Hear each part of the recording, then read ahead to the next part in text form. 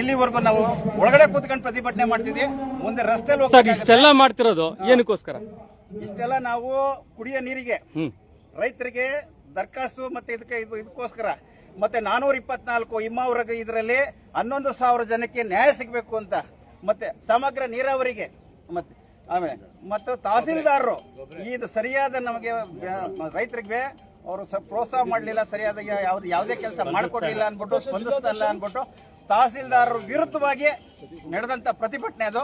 ತಹಸೀಲ್ದಾರರು ಬಂದ್ರು, ಅವ್ರೇನ ಮಾತಾಡಿದ್ರು, ಬೇಕಾಬಿಟ್ಟಿ ಮಾತಾಡ್ಬಿಟ್ಟು ಅದು ಯಾವ್ದು ಇಲ್ಲ ಹೊರಟೆ ಹೋದ್ರು.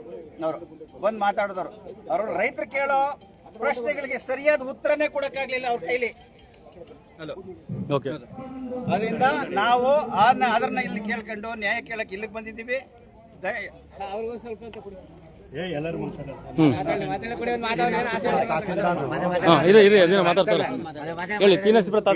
ನರಸೀಪುರ ತಹಸೀಲ್ದಾರ್ ಒಂದ್ ರಸ್ತೆಗೆ ಅರ್ಜಿ ಕೊಟ್ರೆ 2.5 ವರ್ಷ ಆಗಿದ್ರು. ಯಾವಾಗ ಕೊಟ್ರಿ? ಯಾವಾಗ ಕೊಟ್ರಿ? 2023 ಯಾವ ಗ್ರಾಮದಲ್ಲಿ? ಯಾರು ಕೊಟ್ಟಿದ್ದು? ಯಾರ ಪರವಾಗಿ ಕೊಟ್ರಿ?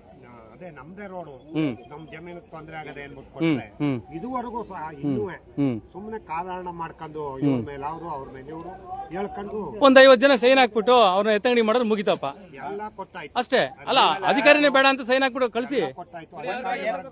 2.5 ಕುಂಟೆ ಜಮೀನು ನೋಡಿ, ಮಹೇಶ್ ಅನ್ಬಿಟ್ಟು ತಲಕಾಡಿಂದ ಈ ಹುಡುಗ ಅವನ ಮನೆ ಕಟ್ಟಕ್ಕೆ ಜಮೀನು ಕೋರ್ಟಿಂದ ಅವನ ಪರವಾಗಿ ಮಾಡ್ಕೊಡಿ ಅಂತ ತಹಸೀಲ್ದಾರ್ಗೆ ಅವ್ರು ಇಟ್ಕೊಂಡು ಕೋರ್ಟ್ ಆದೇಶ ಆದ್ರು.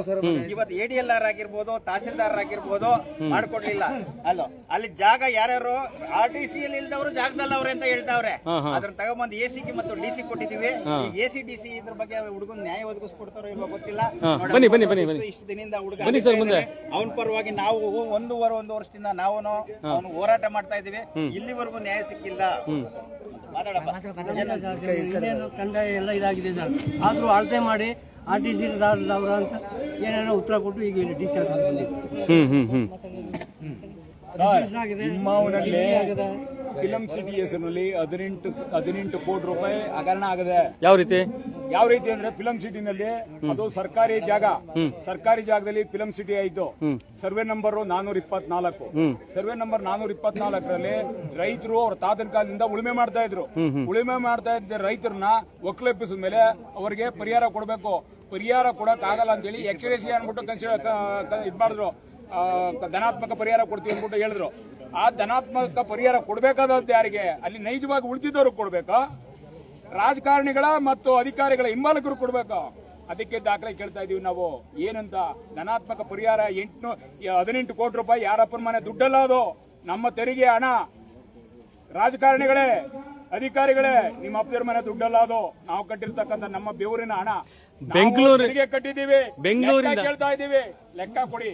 ಬೆಂಗಳೂರಿನ ಇನ್ನೊಂದು ಟನಲ್ ಮೈಸೂರು ಆಗಿದೆ. ಹಾಗಾದ್ರೆ ಅಯ್ಯೋ, ಅಲ್ಲಿ ಏನ್ ಟನಲ್ ನಡೀತಾ ಇದೆಯೋ ಇನ್ನೊಂದು ಟನಲ್ ಮೈಸೂರು ಆಗಿದೆ ಜಿಲ್ಲೆಯಲ್ಲಿ. ಪ್ರಕಾರ ಇಲ್ಲೇ ಮೊದಲೇ ಆಗದೆ ಅನ್ಕೋತೀನಿ ನಾನು. ಅಲ್ಲಿ ಟನಲ್ ಗಿಂತ ಫಸ್ಟ್ ಇಲ್ಲಿ ಸ್ಟಾರ್ಟ್ ಆಗದೆ ಅಂತ ಹೇಳ್ತೀನಿ. ಇಲ್ಲಿ ಚಿಕ್ಕದಾಗದೆ, ಅಲ್ಲಿ ದೊಡ್ಡದಾಗದೆ. ಇಲ್ಲಿ 18 ಕೋಟಿ ಆಗಿದ್ರೆ ಅಲ್ಲಿ 1800 ಕೋಟಿ ಆಗಿರ್ಬೋದು ಅನ್ಕೋತೀನಿ ನಾನು. ನಾವು ಅದಕ್ಕೆ ಏನ್ ಕೇಳ್ತಾ ಇದೀವಿ, 18 ಕೋಟಿ ರೂಪಾಯಿ ನೀವು ಎಕ್ಸ್ಗ್ರೇಷಿಯಾ ಕೊಟ್ಟಿದ್ದೀರಲ್ವಾ, ಅವ್ರಿಗೆ ಯಾವ ಮಾನದಂಡದ ಮೇಲೆ ಕೊಟ್ಟಿದ್ದೀರಿ? ಅದನ್ನ ದಾಖಲೆಗಳನ್ನ ಕೊಡಿ. ಅವ್ರು ಏನ್ ದಾಖಲೆ ಕೊಟ್ಟವ್ರೆ ಅದರಂತೆ ಕೊಡಿ. ಅದು ಹೊರತುಪಡಿಸಿ 11,000 ಜನ ಅರ್ಜಿ ಹಾಕಿದ್ರು. ಯಾವ್ದಕ್ಕೆ? ಎಕ್ಸ್ಗ್ರೇಷಿಯಾಕ್ಕೆ. ಅಲ್ಲಿ ನೈಜವಾಗಿ ಉಳುಮೆ ಮಾಡ್ತಾ ಇರ್ತಕ್ಕಂಥವ್ರು ಇವರು ಅಧಿಕಾರಿಗಳು, ಬಂಡ ಅಧಿಕಾರಿಗಳು, ಬರಗೆಟ್ಟ ಅಧಿಕಾರಿಗಳು, ಅಯೋಗ್ಯ ಅಧಿಕಾರಿಗಳು, ಅಲೋಲ್ಕೋರ್ ಅಧಿಕಾರಿಗಳು 673 ಜನ ಮಾತ್ರ ಫಿಲ್ಟರ್ ಮಾಡಿರ್ತಕ್ಕಂಥ. ಯಾವ ಹಿಂಬಾಲಕರು? ಯಾವ ಪಕ್ಷದ ಹಿಂಬಾಲಕರು ಅವರಲ್ಲ? ಅದು ಎಲ್ಲರೂ ಮೂರ್ ತವು ಕಳ್ಳರವ್ರೆ. ಈ ಯಾವ್ದೋ ಪಿಕ್ಚರ್ ಹೇಳ್ತಾರೆ ಕಳ್ಳ ನಾನು ಕಳ್ಳ ಅಂತ. ಆ ತರ 3 ಜನದಲ್ಲೂ ಕಳ್ಳರವ್ರೆ. ಯಾರೋ JDS ಆಗಿರ್ಬೋದು, BJP ಆಗಿರ್ಬೋದು, ಕಾಂಗ್ರೆಸ್ ಆಗಿರ್ಬೋದು, ಯಾರು ಅಂತ ಹೇಳಕ್ ಬರಲ್ಲ. ಇಲ್ಲಿ ಅವ್ರ ಕಳ್ತನ ಮಾಡಿದಾಗ ಇವ್ರ ರಕ್ಷಣೆ ಮಾಡ್ತಾರೆ, ಇವ್ರ ಕಳ್ತನ ಮಾಡಿದಾಗ ಅವ್ರ ರಕ್ಷಣೆ ಮಾಡ್ತಾರೆ. ಈ ತರ ಆಗಿರ್ತಕ್ಕಂಥದ್ದು. ನೀ ಯಾರಿಗಾರೋ ಮಾಡಿ ಹಾಳಾಗೋಗು. ಅಲ್ಲಿ ಯಾರಿಗಪ್ಪ 673 ಜನ ಅಧಿಕಾರಿಗಳ ಮಾವನ ಮನೆಯವರ, ಇಲ್ಲ ಶಾಸಕರ ಮಾವನ ಮನೆಯವರ, ಯಾರೋ ಸಂಸದರ ಮಾವನ ಮನೆಯವರ, ಸಚಿವರ ಮಾವನ ಮನೆಯವರ, ಯಾರು ಅವರು? ಅವ್ರನ್ನ ಲೆಕ್ಕ ಕೊಡಿ. ನೀವು ಅವ್ರಿಗೆ ಕೊಡಬೇಡಿ ಅಂತ ನಾವು ಹೇಳ್ತಾ ಇಲ್ಲ, ನೀವು ಅವ್ರಿಗೂ ಕೊಡಿ. ಅವರು ನಮ್ಮ ರೈತರೇ. ಆದ್ರೆ 11,000 ಅರ್ಜಿಯಲ್ಲಿ ಇರತಕ್ಕಂಥದ್ದು 11,000ಕ್ಕೂ ನೀವು ಎಕ್ಸ್ಗ್ರೇಷಿಯಾ ಕೊಡಬೇಕು, ಧನಾತ್ಮಕ ಪರಿಹಾರ ಕೊಡಬೇಕು ಅಂತಕ್ಕಂಥ ಹೋರಾಟವನ್ನು ನಾವು ಇವತ್ತು ಮಾಡ್ತಾ ಇದ್ದೀವಿ. ಇಲ್ಲಿ ಹೆಚ್ಚು ಕಡಿಮೆ ಐರಹಳ್ಳಿಯವ್ರದೇ ಸುಮಾರು ಒಂದು 500ಕ್ಕೂ ಹೆಚ್ಚು ಜನ ಐರಹಳ್ಳಿಯವರು ಬಂದವರೆ. ಅವ್ರದೇ ಎಕ್ಸ್ಗ್ರೇಷಿಯಾ ಕೊಡಬೇಕಾಗಿರ್ತಕ್ಕಂಥದ್ದು. ಇದು ದೊಡ್ಡ ಹಗರಣ ಆಗದೆ. ಇದರಲ್ಲಿ ಮಾಹಿತಿ ಹಕ್ಲು ಹಾಕಿದ್ರು ಕೊಡಲ್ವಲ್ಲ ತಹಸೀಲ್ದಾರ್ಗಳು. ಅಂದ್ರೆ ಇವ್ರು ಎಂತ ಅಯೋಗ್ಯರು ಅನ್ಬೇಕು ನಾವು.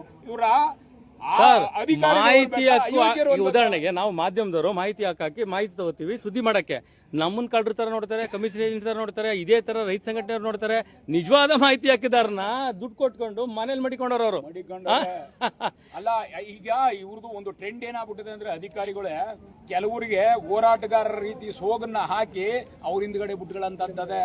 ಈಗ ಕೆಲವ್ರು ಹೇಳ್ತಾರೆ ನೋಡಿ, ಅಧಿಕಾರಿಗಳು ಸಂಘದವ್ರ ಮೇಲೆ ಕೆಲವ್ರನ್ನ ಏನೋ ದಳ್ಳಾಳಿ ಕೆಲಸ ಮಾಡ್ತಾರೆ ಅಂತ ಹೇಳ್ತಾರೆ. ಕೆಲವ್ರನ್ನ ಏನ್ ಮಾಡ್ಕೊಂಡವ್ರೆ ಅಧಿಕಾರಿಗಳು ಆ ರೀತಿ ಇಟ್ಕೊಂಡವ್ರೆ. ನೈಜ ಈಗ ನಮ್ಮ ವಿದ್ಯಾಸಾಗರ್ ಹೇಳಿದ್ರು, ಆ ತರ ಹಸಿರು ಟವಲ್ ಹಾಕೊಂಡು ಯಾವ ಅಧಿಕಾರಿಗಳು ತವಾಗ್ಲಿ ಒಂದು ಗಣಪತಿ ಪೂಜೆಗೋ ಒಂದು ಗಣರಾಜ್ಯೋತ್ಸವಕ್ಕೋ ಬಿಲ್ ಹರಿತಾನೆ, ಚೀಟಿ ತಗೋಬರ್ತಾನೆ ಅಥವಾ ಲಂಚ ಕೇಳ್ತಾನೆ, ಅವರ ಸಮಥಿಂಗ್ ಕೇಳ್ತಾನೆ ಅಂತ ಏನಾದ್ರು ಇದ್ರೆ ನೇರವಾಗಿ ನಮ್ಗೆ ವಾಟ್ಸ್ಆಪ್ ಮಾಡಿ ಅಂತ. ತಾಕತ್ತಿದ್ರೆ ಅಧಿಕಾರಿಗಳು ಆ ಕೆಲಸ ಮಾಡ್ಲಿ, ಅವ್ರಿಗೆ ನಾವು ಅವ್ರು ಸೇಫ್ ಆಗ್ಬೇಕಲ್ಲ, ಹೆಂಗ್ ಮಾಡ್ತಾರೆ? ಯಾಕಂದ್ರೆ ಅವ್ರು ಕಳ್ರು ಅವ್ರು ನೇರವಾಗಿ ಇಸ್ಕೊಳಕ್ ಬರಕ್ ಆಗಲ್ಲ. ಯಾಕಂದ್ರೆ ಅಧಿಕಾರಿಗಳು ನೇರವಾಗಿ ದುಡ್ಡು ಇಸ್ಕೊಳಕ್ ಆಗಲ್ಲ. ಹಂಗಾಗಿ ಕೆಲವರು ಕಳ್ಳರನ್ನ ಅವರೇ ಬಿಟ್ಕೊಂಡವ್ರೆ. ಹೇಳಿ ಸರ್. ಸರ್, ನನ್ನ ಹೆಸರು ಕಿಳಿಪುರ ಸಿಂಹ ಅಂತ, ಜಿಲ್ಲಾ ಗೌರವಾಧ್ಯಕ್ಷರು. ಓಕೆ, ನೋಡಿ, ಮಾಹಿತಿ ಹಕ್ಕು ಅಂತ ಹೇಳಿದ್ರಲ್ಲ, ನಾನು ಮಾಹಿತಿ ಹಕ್ಕು ಒಬ್ಬ ಅಧಿಕಾರಿ, ಮುಜರಾಯಿಲಿ ಜಿಲ್ಲಾ ಮಟ್ಟದ ಅಧಿಕಾರಿ. ಯಾರು ರಘು ಅಂತ, ಕೆ ರಘು ಅಂತ. 4 ಇಲಾಖೆಯಲ್ಲಿ ಮೈಸೂರಲ್ಲಿ 4 ಇಲಾಖೆಯಲ್ಲಿ ಕೆಲಸ ಮಾಡ್ತಾ ಇದ್ದಾರೆ. ಯಾವ್ಯಾವುದು ಅಂದ್ರೆ ನಂಜಬೌದು ಕ್ಷೇತ್ರದಲ್ಲಿ ವ್ಯವಸ್ಥಾಪಕ ಕೇಳಿ, ಆಮೇಲೆ ಸಾಲಿಗ್ರಾಮ ಚುಂಚನಕಟ್ಟೆ ಶ್ರೀ ಕೋದಂಡರ ಸ್ವಾಮಿ ದೇವಸ್ಥಾನದಲ್ಲಿ ಕಾರ್ಯನಿರ್ವಾಹಕ, ಮತ್ತೆ ಸರ್ಗೂರ್ ಕುಂದೂರು ಬೆಟ್ಟದ ಅಲ್ವಾ ಇದು ಏನೋ ಕಾರ್ಯನಿರ್ವಾಹಕ, ಬೇಲ್ಕುಪ್ಪ ಮಾದೇಶ್ವರದಲ್ವ ಕಾರ್ಯನಿರ್ವಾಹಕ. 4 ಇಲಾಖೆ ಕೊಟ್ಟಾರ. ನಾನು ಮಾಹಿತಿ ಹಾಕಿದೆ ಏನಂತ, ಈ 4 ಇಲಾಖೆಯಲ್ಲಿ ಕೆಲಸ ಮಾಡ್ಬೇಕಾದ್ರೆ ಆದೇಶ, ಸರ್ಕಾರದ ಆದೇಶ ಯಾರು ಕೊಟ್ಟಿದ್ದಾರಪ್ಪ ಕೊಡಿ ಅಂತ. ಮಾಹಿತಿ ಹಾಕ್ಲಿಕ್ಕೆ ಕೊಡ್ಲಿಲ್ಲ ಅವನು. ಮಾಹಿತಿ ಹಾಕಿ ಕೊಡದೆ ಎದುರಿಸಕ್ಕೆ ಲಾಯರ್ ನೋಟಿಸ್ ಕೊಡಿಸಿದಾರೆ ಪರ್ಸನಲ್ ಆಗಿ. ನೋಡಿ, ಲಾಯರ್ ನೋಟಿಸ್ ತೋರಿಸ್ತೀನಿ ಏನಂತ ದಯವಿಟ್ಟು ಅದು ಓದ್ತೀನಿ, ಕೇಳ್ಕೊಳ್ಳಿ. ಅಲ್ಲ ಪರವಾಗಿಲ್ಲ, ಬಾಯ್ಲಿ ಹೇಳಿ. ನೀವು ಇದೇ ತರ ಹಾಕಿದ್ರ ನಿಮ್ಮೆಲ್ಲ ಕೇಸ್ ಹಾಕಿ ನಿಮ್ಮ ಮಾನ್ಯಾಶ್ರಮ ಹಾಕ್ಬೇಕಾಗುತ್ತಾ? ಪರ್ಮಿಷನ್ ಎಷ್ಟು ಸೆಕ್ಷನ್ ಹಾಕಿದೀವಿ ಅಂದ್ರೆ ಲಾಯರ್ ಮುಖಾಂತರ ಅಲ್ಲಲ್ಲ, ಸುಮಾರು 5-6 ಸೆಕ್ಷನ್ ಹಾಕಿದಾನೆ. ನಾನು ಏನ್ ಮಾಡಿದೆ, ಅದನ್ನ DC-ಗೆ ಕನ್ವರ್ಟ್ ಮಾಡಿದೆ. ಸ್ವಾಮಿ, ತಮ್ಮ ಇಲಾಖೆಯಲ್ಲಿ ಈ ತರ ನಾನು ಮಾಹಿತಿ ಕೇಳಿದೆ ದೇವಸ್ಥಾನ ಯಾರು ಅಂತ, ಅದು ಕೊಡದ್ರೆ ನನಗೆ ನಿಮ್ಗೂ ಒಂದು ತಿಳಿಸ್ತೇನೆ, ನನಗೆ ಲಾಯರ್ ನೋಟಿಸ್ ತಗೊಂಡ್ರೆ ಕ್ರಮ ತಗೊಳ್ಳಿ ಅಂತ ಕಳಿಸಿ. ಇದೇನ್ ಪರ್ಸನಲ್ ಕೇಸ್? ಲಾಯರ್ ನೋಟಿಸ್ ಕಳ್ಸಕ್ಕೆ ಪರ್ಸನಲ್ ಕೇಸ್ ಏನ್ರಿ? ಲಾಯರ್ ನೋಟಿಸ್ ಕಳ್ಸಕ್ಕೆ ಇವ್ರು ಪರ್ಸನಲ್ ಕೇಸ್? ಒಬ್ಬ ಅಧಿಕಾರಿ ಲಾಯರ್ ನೋಟಿಸ್ ಕಳಿಸ್ಬೇಕು ಅಂದ್ರೆ ಮೇಲಧಿಕಾರಿಯ ಸಹಿ ಇರಬೇಕು. ಮುಟ್ಟಾಳ್ರಿ ಅವರೆಲ್ಲ. DC-ಗ 10 ಕೊಟ್ಟೆ ಅವ್ರಿಗೆ, ಅವರು ತಗೊಂಡಿಲ್ಲ ಕ್ರಮನ. ಇನ್ನು ಹಿಂದ ಮುಂದೆ ನೋಡ್ತಾವ್ರ ಕೊಡಾಕ. ಯಾಕೆಂದ್ರೆ ಅವ್ರು ಸ್ವಂತ ಹೋಗಿಲ್ಲ, ಸ್ವಂತ ಹೊಟ್ಟೋಗೋಣ, ಇಲಾಖೆ ಪರ್ಮಿಷನ್ ಇಲ್ಲ. ಅವನು ಮಂಡ್ಯಕ್ಕೆ ವರ್ಗಾವಣೆ ಆಗಿದೆ, ಇನ್ನು ಇಲ್ಲೇ ಇಲ್ವಾಗಿಲ್ಲ. ಅದು ಇದೆ ದಾಖಲೆ ನನ್ನ ಹತ್ರ. ಇಡೀ ದೇವಸ್ಥಾನದ ಬೇಕಾದ ಅರ್ಚಕರಿಗೆ ಅಂದ್ರೆ ಯಾವ ರೀತಿ ಅಂದ್ರೆ ಇದು ಡೂಪ್ಲಿಕೇಟ್ ಮಾಡಿ ಅರ್ಚಕರು ಕೊಟ್ಟಿದ್ದಾರೆ. ಧಾರ್ಮಿಕ ದತ್ತಿ ಇಲಾಖೆನೇ ಕೊಡೋಗಿದೆ ಅಂತ ಹೇಳ್ತಾರೆ. 4 ಇಲಾಖೆ ಏನಮೇಲೆ ಚೆಕ್ ಪವರ್ ಸೈನ್ ಇದೆಯಾ ಅಂತ ಕೇಳಿದ್ರೆ ಹಕ್ಕು ಉತ್ತರ ಕೊಟ್ಟಿಲ್ಲ. ಒಬ್ಬ FDA ಗುಂಬಾಸ್ತ ಅವನು. ಯಾವ ರೀತಿ ನಡೀತಾ ಇದೆ ಈಗ ನಂಜಾಬೋಜು ಚಿತ್ರದಲ್ಲಿ ವ್ಯವಸ್ಥಾಪಕರವ್ರು ಅವ್ನು ಇರೋದೇ ಇಲ್ಲ. ಹೋಗಿ ನೀವು ತನಿಖೆ ಮಾಡಿ, ಯಾರೋ ಬಿಟ್ಬಿಡ್ತಾರೆ, ಎಲ್ಲೆಲ್ಲೋ ಸುತ್ತಾಡೋದು. ಅರ್ಚಕರನ್ನೆಲ್ಲ ಆಯ್ಕೆ ಮಾಡೋದು ಅವನ ಕೈ ಕೆಳಗೆ. ಒಬ್ಬ ರೈತ ಪುರಸಭೆ ವ್ಯಾಪ್ತಿ ಕೊಟ್ಟಂತ ಒಂದು ಗ್ರಾಮೀಣದಲ್ಲಿ ಒಂದ್ ಯಾವ್ದೋ ಒಂದು ಸೈಟ್ ಕೊಟ್ರೆ ಅವ್ರೇನೋ ಒಂದಂತಸ್ತು ಮಾಡಿ ಕಟ್ಕೊಂಡ್ರೆ ಇವ್ರು ರೈತ ಸಂಘಟನೆಲ್ಲ ಅವ್ರೆ ಹಸು ಸಾಲ ಹಾಕೊಂಡವ್ರೆ ನೋಡಿ ಮಾಡಿ ಕಟ್ಕೊಂಡ್ರೆ ಅಂತಿರಲ್ರಿ. ಇವ್ರನ್ನೇನ್ರಿ ಮಾಡ್ಬೇಕು? ಇವ್ರೇನ್ರಿ ಮಾಡ್ಬೇಕು? ಅಯ್ಯೋ, ಆತರ ಮಾಡ್ತಾ ಇದ್ದಾರೆ ಸರ್. ಈಗ ನಂಗೆ ಲಾಯರ್ ನೋಟಿಸ್ ಕೊಟ್ಟಿದ್ದಾರೆ, ಅದಕ್ಕೆ DC ಅವ್ರ ಕಂಪ್ಲೇಂಟ್ ಅವ್ರೇನು ಕ್ರಮ ತಗೊಂಡಿಲ್ಲ. ಈಗ ಆಯುಕ್ತರು ಕೊಡ್ತೀನಿ. ಇವ್ರು ಯಾರು ನನ್ನ ಕ್ರಮ ತಗೊಳ್ಳಿಲ್ಲ ಅಂದ್ರೆ ಹೈಕೋರ್ಟ್ಗೆ ಆಗಕ್ಕೂ ರೆಡಿ ಇದ್ದೀನಿ ಇವ್ರ ಮೇಲೆ. ಆದೇಶ ಯಾರು ಕೊಟ್ರಿ ಇವ್ರಿಗೆ? ಆದೇಶ ಕಾಪಿ ಕೊಡ್ತಾ ಇಲ್ಲ. ಸುದ್ದಿ ಮಾಡಿದವ್ರ ಮೇಲೆ ಕೇಸ್ ಹಾಕ್ಸೋದು, ಇಲ್ದಿರೋರಿಗೆಲ್ಲ ಹೇಳಿ FIR ಹಾಕ್ಸೋದು, ಆಯ್ತಾ? ಇವ್ರಿಗಿರೋಂತ FIR-ಗಳನ್ನ ಇವ್ರು ಹೋಗೋ ತನಿಖೆ ಮಾಡಂಗಿಲ್ಲ.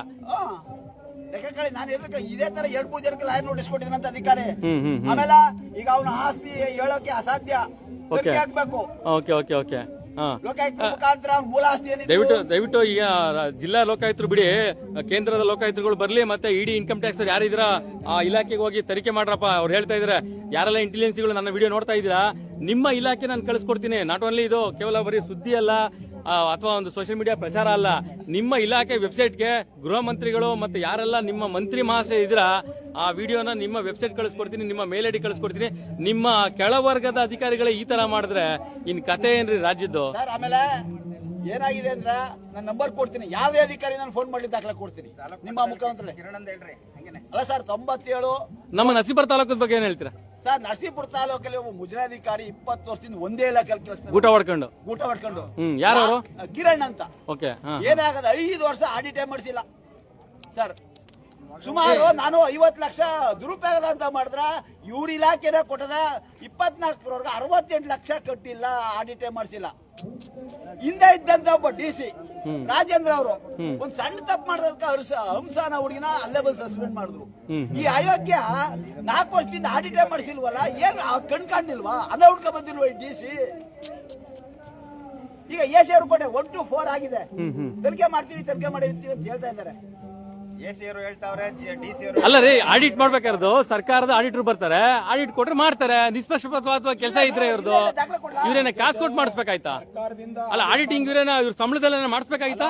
ಇಲ್ಲ ತಾನೆ ಸರ್, ಇವರೆಲ್ಲ ಕಳ್ರಲ್ವ, ನಾವೇ ಸಿಕ್ಕಾಕತ್ತೀವಿ ಅಂತ ಮಾಡ್ಸಲ್ಲ ಇವರು. ಸಿಗಾಕೊಂಡಿದ್ದಾರೆ, ಇಲ್ಲೇ ಇದೆ 5 ವರ್ಷ ಆಡಿಟ್ ಮಾಡಲ್ಲ, ಕೈಯ ಮುಗಿತಾರೆ. ಈಗ ಮಾದೇಸ್ವಾಮಿ ಅವರೇ, ನಿಮ್ ಹಾಕಿದ ಮೇಲೆ ಜಿಲ್ಲೆಗಳನ್ನು ತನಿಖೆ ತಕ್ಕಂದಿನಿ ಅಂತ ಇಲ್ಲಿ ಅಧಿಕಾರಿಗಳು ಹೇಳ್ತಾ ಇದ್ದಾರೆ. ಲೆಕ್ಕಕಳೆ ಅವಂದು ವರ್ಗಾವಣೆ ಮಾಡಿದ್ದಾರೆ ಪಕ್ಕಕ್ಕ ಚುನಾವಣಾ ಆಯೋಗ. ಈಗ ರಾಜೇಶನ್ ಅವ್ರು ನೇಮಕ ಮಾಡಿದ್ದಾರೆ. ಅಲ್ಲಿ ಅರ್ಚಕ್ರ ಯಾವ ದೇವಸ್ಥಾನದಲ್ಲಿ ರಘುನ ಮಾಡಿರೋ ಕೆಲ್ಸಗಳೆಲ್ಲ ಅಯೋಗ್ಯ ಕೆಲ್ಸಗಳಾಗ್ಬಿಟ್ಟಿದೆ. ಇನ್ನ ಹೇಳಿಲ್ವ ಸರ್, ಈಗ ಚೆಕ್ ಸಹಿ ಮಾಡಿದೆ ಅಂತ ಅನುಮಾನ. ಅಲ್ಲ, ಒಂದೊಂದು ಇಲಾಖೆಯಲ್ಲಿ 20 ವರ್ಷ 30 ವರ್ಷ ಎಲ್ಲ ಇಲಾಖೆಗಳಲ್ಲಿ, ಅಲ್ಲ ಅದೇ ಪೊಲೀಸ್ ಇಲಾಖೆಯಲ್ಲಿ ಏನು 6 ತಿಂಗಳು 3 ತಿಂಗಳು ಡೆಪ್ರೆಷನ್ ಮಾಡ್ಬಿಡ್ತೀರಾ? ಆದ್ರೆ ಬೇರೆ ಇಲಾಖೆಗಳಿಗೆ ತಾಕತ್ತಿಲ್ಲ ಅವ್ರಿಗೆ ಕಳ್ಸೋದಿಕ್ಕೆ, ಬರೀ ಪೊಲೀಸ್ ಇಲಾಖೆ ಮಾತ್ರ ಇವ್ರು ಕಾಣೋದು ಕಣ್ಣು. ಅಲ್ಲ ಸರ್, 5 ವರ್ಷ ಆಡಿಟ್ ಮಾಡಿಸ್ತೇನೆ ಒಂದೇ ಇಲಾಖೆಯಲ್ಲಿ 20 ವರ್ಷ ಉಳ್ಕೊಂಡನ ಅಂದ್ರೆ ಏನ್ ಅರ್ಥ? ವ್ಯವಸ್ಥೆ ಇದೆಯಾ? DC ಇದ್ದಾರ, AC ಇದ್ದಾರ? ಬೇಡ, ಪ್ರಾದೇಶಿಕ ಆಯುಕ್ತರು ದೂರು ಕೊಟ್ಟಿದೀವಿ ದಾಖಲೆಗಳೊಂದಿಗೆ, ಇದುವರೆಗೆ ಏನು ಕ್ರಮ ತಗೊಂಡಿಲ್ಲ. ಈಗ ಅದಕ್ಕೆ ನಾ ಲಾಯರ್ ನೋಟಿಸ್ ಕೊಟ್ಟ, ಇದನ್ನ ಮುಗಿಸ್ಬೇಕಂದ್ರೆ ನಾವು ಕೊಟ್ಕೋಬೇಕು. ಈ ಅಯೋಗ್ಯರು ಮಾಡೋ ಕೆಲ್ಸಕ್ಕ ನಮ್ಗೆ ಲಾಯರ್ ನೋಟಿಸು. ಅಲ್ಲಿ ಲೆಕ್ಕ ಕಡೆ ಅವನೇನೋ AC DC ಆಯ್ತಿರ್ಬೇಕು. ಯಾರೋ ಆ ರಘುನ ಇಲಾಖೆ ಇಲ್ವಲ್ಲ, ಆಗ್ರ ಲಾಯರ್ ನೋಟಿಸ್ ಕೊಡ್ಬೇಕಾರ? ಈಗ ಕೊಡ್ತಿದ್ರಿ, ಇವ್ನು ಕ್ರಮ ತಗೊಳ್ಳಿಲ್ಲ ಅಂದ್ರೆ ಲೋಕಾಯುಕ್ತ ಆಗ್ತೀವಿ, ಇವ್ನು ಸೇರಿಸಿ. ಯಾಕಂದ್ರೆ ಎಲ್ಲಾನು ಸಿಗಿಸ್ಕೋಬೇಕು ಕಾನೂನು ಚೌಕಟ್ಟಲ್ಲಿ. ಆ ರೀತಿ ಆಗಿದೆ ಸರ್. ಅದ್ರ ಬಗ್ಗೆ ನಾ ಹೇಳಿಲ್ವಾ, ಇನ್ನೂ ಆ ಕಾರಣಗಳಿದೆ. ನಮ್ಮ ಒಂದ್ ದಿವಸ ನಿಮ್ಗೆ ಭೇಟಿಯಾಗಿ ಅದ್ರ ಬಗ್ಗೆ ತಿಳಿಸ್ತೀರಿ. Thank you. ಸರ್ವೆ ನಂಬರು ಬನ್ನಿ ಸರ್. ಉಮ್ಮಾವು ಗ್ರಾಮ ಸರ್ವೆ ನಂಬರು ಸರ್ ಇದು. ಓಕೆ. 456 457 ಮಧ್ಯೆ ರಸ್ತೆ ಇದೆ ನೋಡಿ. ಅವರು ಸರ್ವೆ ಅವರು ರಸ್ತೆನ ಒಬ್ಬ ವ್ಯಕ್ತಿ ಎನ್ಕ್ರೋಚ್ ಮಾಡ್ಕೊಂಡೆ ಅನ್ಬಿಟ್ಟು ಕೊಟ್ಟವ್ರೆ. ತಹಶೀಲ್ದಾರ್, ನಂಜನಗೂಡು ತಹಶೀಲ್ದಾರ್ ಇದನ್ನ ತೆರವು ಮಾಡಕ್ಕೆ ತಗೊಂಡೇ ಇಲ್ಲ, ತೆರವು ಮಾಡಿಸಲ್ಲ ನೋಡಿ. ಸ್ಕೆಚ್ ಕೆಂಪು ಬಣ್ಣ ಹಾಕಿರೋದು ರಸ್ತೆನ ಒತ್ತುವರಿ ಮಾಡ್ಕೊಂಡಿರೋದು, ಪೂರ್ತಿ ಹಳದಿ ಬಣ್ಣ ಇರ್ತಕ್ಕಂಥದ್ದು ರಸ್ತೆ. ಇದು ಸರ್ವೆ ನಂಬರ್ 456, ಸರ್ವೆ ನಂಬರ್ 457. ಇಲ್ಲೇನ್ ಹೇಳ್ತಾರೆ, ಸರ್ವೆ ನಂಬರ್ 457 ಅವರು ಒತ್ತುವರಿ ಮಾಡ್ಕೊಂಡಿರ್ತಾರೆ ಅನ್ಬಿಟ್ಟು ಇಲ್ಲಿ ಹೇಳ್ತಾರೆ. ತಹಶೀಲ್ದಾರ್ ಕೆಲಸ ಏನೋ ಒತ್ತುವರಿ ತೆರವು ಮಾಡಿಸ್ತಕ್ಕಂಥದ್ದು, ಒತ್ತುವರಿ ತೆರವು ಮಾಡಿಸ್ತಾ ಇಲ್ಲ. ಇದು ಸರ್ಕಾರಿ ರಸ್ತೆ, ಇಮ್ಮಾವು ಗ್ರಾಮ, ಸಿದ್ದರಾಮಯ್ಯನವರು ಪ್ರತಿನಿಧಿಸ್ತಕ್ಕಂಥ ವರುಣಾ ಕ್ಷೇತ್ರದಲ್ಲಿದು. ಅಲ್ಲಿ ನಮ್ಮ ನಗರಾಭಿವೃದ್ಧಿ ಸಚಿವರಾಗಿರ್ತಕ್ಕಂಥ ಕ್ಷೇತ್ರ ಇದು. ಸುನೀಲ್ ಬೋಸ್ರವರು ಅವರು ಪ್ರತಿನಿಧಿಸ್ತಕ್ಕಂಥ ಕ್ಷೇತ್ರ. ನಿಮ್ ಕ್ಷೇತ್ರದಲ್ಲೇ ಹಿಂಗಾದ್ರೆ ಇನ್ ಬೇರೆ ಕ್ಷೇತ್ರದಲ್ಲಿ ಹಿಂಗಾಗಬೇಕು ಸ್ವಾಮಿ? ಯಾಕೆ ಅವ್ರು ಗೊತ್ತಿಲ್ದೇನೆ ಆಗಿದ್ಯಾ? ಹಾಗಾದ್ರೆ ಗೊತ್ತಿಲ್ದೇನೆ ಆಗಿದ್ಯಾ ಅಥವಾ ಗೊತ್ತಾದ್ರೆ ಏನ್ ಮಾಡಕ್ಕಾಗತ್ತೆ ಅಂತ ಅಲ್ಲ, ಇವರು ಯಾರಿಗೂ ಬೆಲೆ ಕೊಡಲ್ಲ ಸರ್. ಅಧಿಕಾರಿಗಳ ದೌಲತ, ಅಧಿಕಾರಿಗಳು ಭ್ರಷ್ಟರಾಗ್ಬಿಟ್ಟವ್ರೆ. ಇವರು ಯಾರಿಗೂ ಬೆಲೆ ಕೊಡ್ತಾ ಇಲ್ಲ. ಅವರ ಏನೋ ರಾಜಕಾರಣಿಗಳ ಮಾತನ್ನೇ ಇವ್ರು ಕೇಳ್ತಾ ಇಲ್ಲ. ಹಿಂಗಾಗ್ಬಿಟ್ಟಿದೆ ಪರಿಸ್ಥಿತಿ. ಮತ್ತೆ KDB ನಲ್ಲಿ ನಾನು 1 ಎಕರೆ ಜಮೀನ ನಾನು ಕೊಟ್ಟಿದ್ದೀನಿ, ವಶಪಡಿಸ್ಕೊಂಡ್ರು ನನ್ನ ಹತ್ರ KDB ಅವರು. ವಶಪಡಿಸ್ಕೊಂಡು ನನಗೆ ಭೂ ಪರಿಹಾರ ಕೊಡ್ಬೇಕಲ್ಲ ಸರ್. 2006ರಲ್ಲಿ ನನ್ನ ಜಮೀನ ತಗೊಂಡಿರ್ತಕ್ಕಂಥದ್ದು. ಭೂ ಪರಿಹಾರ ಅವತ್ತು 21 ಲಕ್ಷ ಭೂ ಪರಿಹಾರ ಕೊಡ್ಬೇಕಾಗಿತ್ತು. ನಾನು ಅದನ್ನ ಚಾಲೆಂಜ್ ಮಾಡಿ ಹೈಕೋರ್ಟ್ ಅಲ್ಲಿ ಭೂಮಿನೇ ಕೊಡಲ್ಲ ನನಗೆ, ಅದ್ ಬಿಟ್ರೆ ನನಗೆ ಬೇರೆ ಜೀವನ ಮಾಡಕ್ಕೆ ದಾರಿ ಇಲ್ಲ, ಭೂಮಿ ಕೊಡಲ್ಲ ಅನ್ಬಿಟ್ಟು ಚಾಲೆಂಜ್ ಮಾಡಿದೆ ನಾನು, ರಿಟ್ ಪಿಟಿಷನ್ ಹಾಕಿ. ಕೊನೆಗೆ ಅದ್ರ ಬದಲಿಗೆ 10 ಗುಂಟೆ ಜಾಗ, 4ನೇ ಒಂದು ಭಾಗ ಜಾಗ ಕೊಡಬೇಕು. ಕೋರ್ಟಲ್ಲಿ ನಾನು ಆದೇಶನೂ ಮಾಡಿಸ್ದೆ, ಕೋರ್ಟಲ್ಲಿ ನಾನು ಅದನ್ನ ಸಬ್ಮಿಟ್ ಮಾಡಿದೆ, ಬೇರೆ ಜಾಗ ಕೊಡಿ ಅಂತ. ಇವತ್ತವರೆಗೂ ನನಗೆ ಕೋರ್ಟ್ ಆದೇಶನೂ ಆಗದೆ, ಎಲ್ಲ ಆಗದೆ, ಇವತ್ತವರೆಗೂ ನನಗೆ ಜಾಗ ಕೊಟ್ಟಿಲ್ಲ. ಡೆವಲಪ್ಮೆಂಟ್ ಲ್ಯಾಂಡ್ 10,781 ಸ್ಕ್ವೇರ್ ಫೀಟ್ ನ ಅಯೋಗ್ಯ KDB ಅವರು ನನಗೆ ಇವತ್ತವರೆಗೂ ಕೊಟ್ಟಿಲ್ಲ. ನೋಡಿ, ಇದೇ ಪುಷ್ಟಿಕರ ಒಂದು ಮಾತು ಹೇಳ್ತೀನಿ. ನರಸೀಪುರ ತಾಲೂಕಲ್ಲಿ ಯಾವುದೋ ಒಬ್ಬ XMLA ಇರ್ತಾನೆ, ತಾಲೂಕು ಅಧಿಕಾರಿ ಕರ್ಕೊಂಡು ತಲಕಾಡು ಹೋಬಳಿನಲ್ಲಿ ಹೋಗ್ಬಿಟ್ಟು ಆ ದಲಿತರ ಭೂಮಿನ ವಶಪಡಿಸ್ಕೊ ಹೋಗ್ತಾನೆ. ಅದು ಗೊತ್ತಾಗಿ ಇಡೀ ರಾಜ್ಯದ ಮಾಧ್ಯಮಗಳಲ್ಲಿ ಸುದ್ದಿ ಮಾಡಿದ್ವಿ ನಾವು, ಆಯ್ತಾ? ಈ ನಾಚಿಕೆ ಮಾನ ಮರ್ಯಾದೆ ಏನು ಇಲ್ವಾ ಇವ್ರಿಗೆ? ಇವತ್ತು ನರಸೀಪುರ ತಾಲೂಕಲ್ಲಿ 30 ಎಕರೆನ ಡಿನೋಟಿಫಿಕೇಶನ್ ಮಾಡಕ್ ಹೋಗ್ತಾರಲ್ಲ ಇವರು, ಆ ದಲಿತರ ಭೂಮಿನ, ಆಯ್ತಾ? XMLA ಅವ್ರ ಹೆಸರು ಹೇಳೋದು ಬೇಡ, ಇಡೀ ರಾಜ್ಯಕ್ಕೆ ಗೊತ್ತು, ಇಡೀ ರಾಜ್ಯದ ಮಾಧ್ಯಮಗಳಲ್ಲಿ ಬಂತು, ಆಯ್ತಾ? ಏನ್ರಿ ಇವ್ರ ಕತೆ? ಒಂದ್ ಕಡೆ ಅಧಿಕಾರಿಗಳು ಶಾಮೀಲಾದ್ರೆ ಇನ್ನೊಂದ್ ಕಡೆ ಜನಪ್ರತಿನಿಧಿಗಳು ಶಾಮೀಲು. ಈ ವಿಚಾರಗಳು ಇಟ್ಕೊಂಡು ನಾವು ಮೊನ್ನೆಯಿಂದ ನಂಜನಗೂಡು ತಹಸೀಲ್ದಾರ್ ಕಚೇರಿನಲ್ಲಿ ಹೋರಾಟ ಮಾಡೋದು, ನಿನ್ನೆ ಪರಕೆ ಚಳವಳಿನೂ ಮಾಡೋದು. ಇದಕ್ಕಿಂತ ಇನ್ನೇನು ಮಾನ ಮರ್ಯಾದೆ ಇರೋರಿಗೆ ಇದನ್ನೇ ತಿಳ್ಕೊಬೇಕಾಗಿತ್ತು. ಪರಕೆ ಚಳವಳಿ ಮಾಡ್ತಕ್ಕಂಥದ್ದು ಏನು ಕಡಿಮೆ ವಿಚಾರನೂ ಒಂದು ತಾಲೂಕು ಕಚೇರಿ ಮುಂದೆ ತಹಶೀಲ್ದಾರ್ ಆಡಳಿತ ವಿರುದ್ಧವಾಗಿ ಸಾರ್ವಜನಿಕರು, ರೈತ ಸಂಘಟನೆಯವರು ಬಂದು ಪರಕೆ ಚಳವಳಿ ಮಾಡ್ತಾರೆ ಅಂದ್ರೆ ಇವ್ರಿಗೇನಾದ್ರು ಕಿಂಚಿತ್ ಮಾನ ಮರ್ಯಾದೆ ಇದ್ರೆ ಅಷ್ಟೇ ತಿಳ್ಕೋಬೇಕು. ಅವ್ರು ಯಾವುದಕ್ಕೂ ಸ್ಪಂದಿಸ್ತಾ ಇರೋದಕ್ಕೆ ನಾವು ಇಲ್ಲಿ RC ಕಚೇರಿ ಮುಂದೆ ಅಲ್ಲ, ಕೋರ್ಟ್ ಆದೇಶಕ್ಕೂ ಈಗ ಸಂವಿಧಾನಾತ್ಮಕ ಅಡಿಯಲ್ಲಿರುವಂತ ಕೋರ್ಟ್ ಆದೇಶಕ್ಕೂ ಇವರು ಬೆಲೆ ಕೊಡಲಿಲ್ಲ ಅಂದ್ರೆ ಇವ್ರಿಗೆ ಇನ್ಯಾವ ಆದೇಶ ಬರ್ಬೇಕ್ರಿ? ಸಂವಿಧಾನ ಮಿಲಿಟರಿ ಆಡಳಿತ ಬರ್ಬೇಕಂತ ಅರ್ಥ ಆಗ್ತಿಲ್ಲ. ಮಿಲಿಟರಿ ಆಡಳಿತ ಬರ್ಬೇಕಾಗುತ್ತೆ ಅಷ್ಟೇ. ಇವ್ರೇನೋ ಸರ್ವಾಧಿಕಾರಿಗಳು ಅಂತ ತಿಳ್ಕೊಂಡ್ರು ಇವರು ಸಂವಿಧಾನ ಪ್ರಕಾರವಾಗಿ ಇವರು ಆಡಳಿತ ಮಾಡ್ತಾರೆ ಅಂತ ನಮಗೇನೋ ಅನಿಸ್ತಾ ಇಲ್ಲ. ಇವರು ಒಂಥರ ಹಿಟ್ಲರ್ ಇದ್ದಂಗೆ ಆಗ್ಬಿಟ್ಟವ್ರೆ. ಆ ತರವಾದ ಆಡಳಿತ ಇವರು ನಡೆಸ್ತಾ ಇರ್ತಕ್ಕಂಥದ್ದು. ಒಂದ್ ಕಡೆ ನರಸೀಪುರ ತಾಲೂಕಲ್ಲಿ ರೇಷ್ಮೆ ಫ್ಯಾಕ್ಟರಿನ ಒಂದು ಕ್ರೀಡಾಂಗಣ ಮಾಡಕ್ ಹೋದ್ರು ಇವ್ರ ಯೋಗ್ಯತೆಗೆ, ಅದಕ್ಕೆಲ್ಲ ಹೋರಾಟ ಮಾಡಿ ಉಗಿದ ಮೇಲೆ ಕೈ ಬಿಟ್ರು. ಯಾವ ಹಣೆ ಬರೀ ನಮ್ಮ ಜಿಲ್ಲೆಯಲ್ಲಿ ನಡೀತಾ ಇರೋದು? ಇದು ಆರಂಭ ಅಷ್ಟೇ, ಇದು ಕೊನೆಯಲ್ಲ. ಇವತ್ತು ಮುಗಿದೋಗಲ್ಲ, ಇವತ್ತು ಪ್ರಾರಂಭ ಮಾಡಿದೀವಿ. ಇದೇ ರೀತಿ ಮುಂದುವರೆದ್ರೆ ರಾಜ್ಯದ ಮೂಲೆ ಮೂಲೆಯಿಂದ ನಾವು ರೈತರೆಲ್ಲ ಒಗ್ಗಟ್ಟಾಗಿ ಈಗಾಗಲೇ ನಮ್ಮ ರಾಜ್ಯಾಧ್ಯಕ್ಷರಾದ ಚಿನ್ನಪ್ಪ ಪೂಜಾರಿ ಮತ್ತೆ ರಾಜ್ಯ ಗೌರವಾಧ್ಯಕ್ಷರಾದ ಶಶಿಕಾಂತ್ ಪಡಸಲಿಗೆ ಅವರು ನೋಡಿ ವೀಕ್ಷಕರಾಗಿ, ನಮ್ಮ ಯಾದಗಿರಿಯಿಂದ ಮಹೇಶ್ ಸುಬೇದಾರ್ ಬಂದವರು, ಮತ್ತೆ ನಮ್ಮ ರಾಯಚೂರಿನ ಕಟ್ಟಯ್ಯ ಸ್ವಾಮಿ ಬಂದಿದ್ದಾರೆ. ಅವ್ರನ್ನ ವೀಕ್ಷಕರಾಗಿ ಇಲ್ಲಿ ಏನ್ ನಡೀತಾ ಇದೆ, ಪ್ರತಿಭಟನೆ ಯಾವ ರೀತಿ ಒಯ್ತಾ ಇದೆ, ಇದನ್ನ ಸ್ಟಾಪ್ ಮಾಡ್ತಾ ಆಯ್ತದ, ಆಗ್ಲಿಲ್ಲ ಅಂದ್ರೆ ರಾಜ್ಯಾದ್ಯಂತ ನಾವು ಕರೆ ಕೊಡ್ಬೇಕಂತಕ್ಕಂಥ ಆದೇಶನ ಅವ್ರು ಕೊಟ್ಟು ಅವ್ರನ್ನ ವೀಕ್ಷಕರ ಕಳಿಸೋರೆ. ಇಲ್ಲಿ ವಾತಾವರಣನ ನೋಡ್ಕೊಂಡು ಅವ್ರಿಗೆ ತಿಳಿಸ್ತಾರೆ. ಅವರು ಏನು ಆದೇಶ ಮಾಡ್ತಾರೆ, ಇದು ರಾಜ್ಯಾದ್ಯಂತ ಮಾಡಬೇಕಾ ಬೇಡವಂತಕ್ಕಂಥದ್ದನ್ನ ಅವರು ದೊಡ್ಡವ್ರು ತೀರ್ಮಾನ ಮಾಡ್ತಾರೆ ಸರ್. Thank you sir, thank you. ನೀವು ಮಾತಾಡ್ತೀರಾ? ಕೊಡಿ ಸರ್. ಕೊಡ್ತಿಲ್ಲಪ್ಪ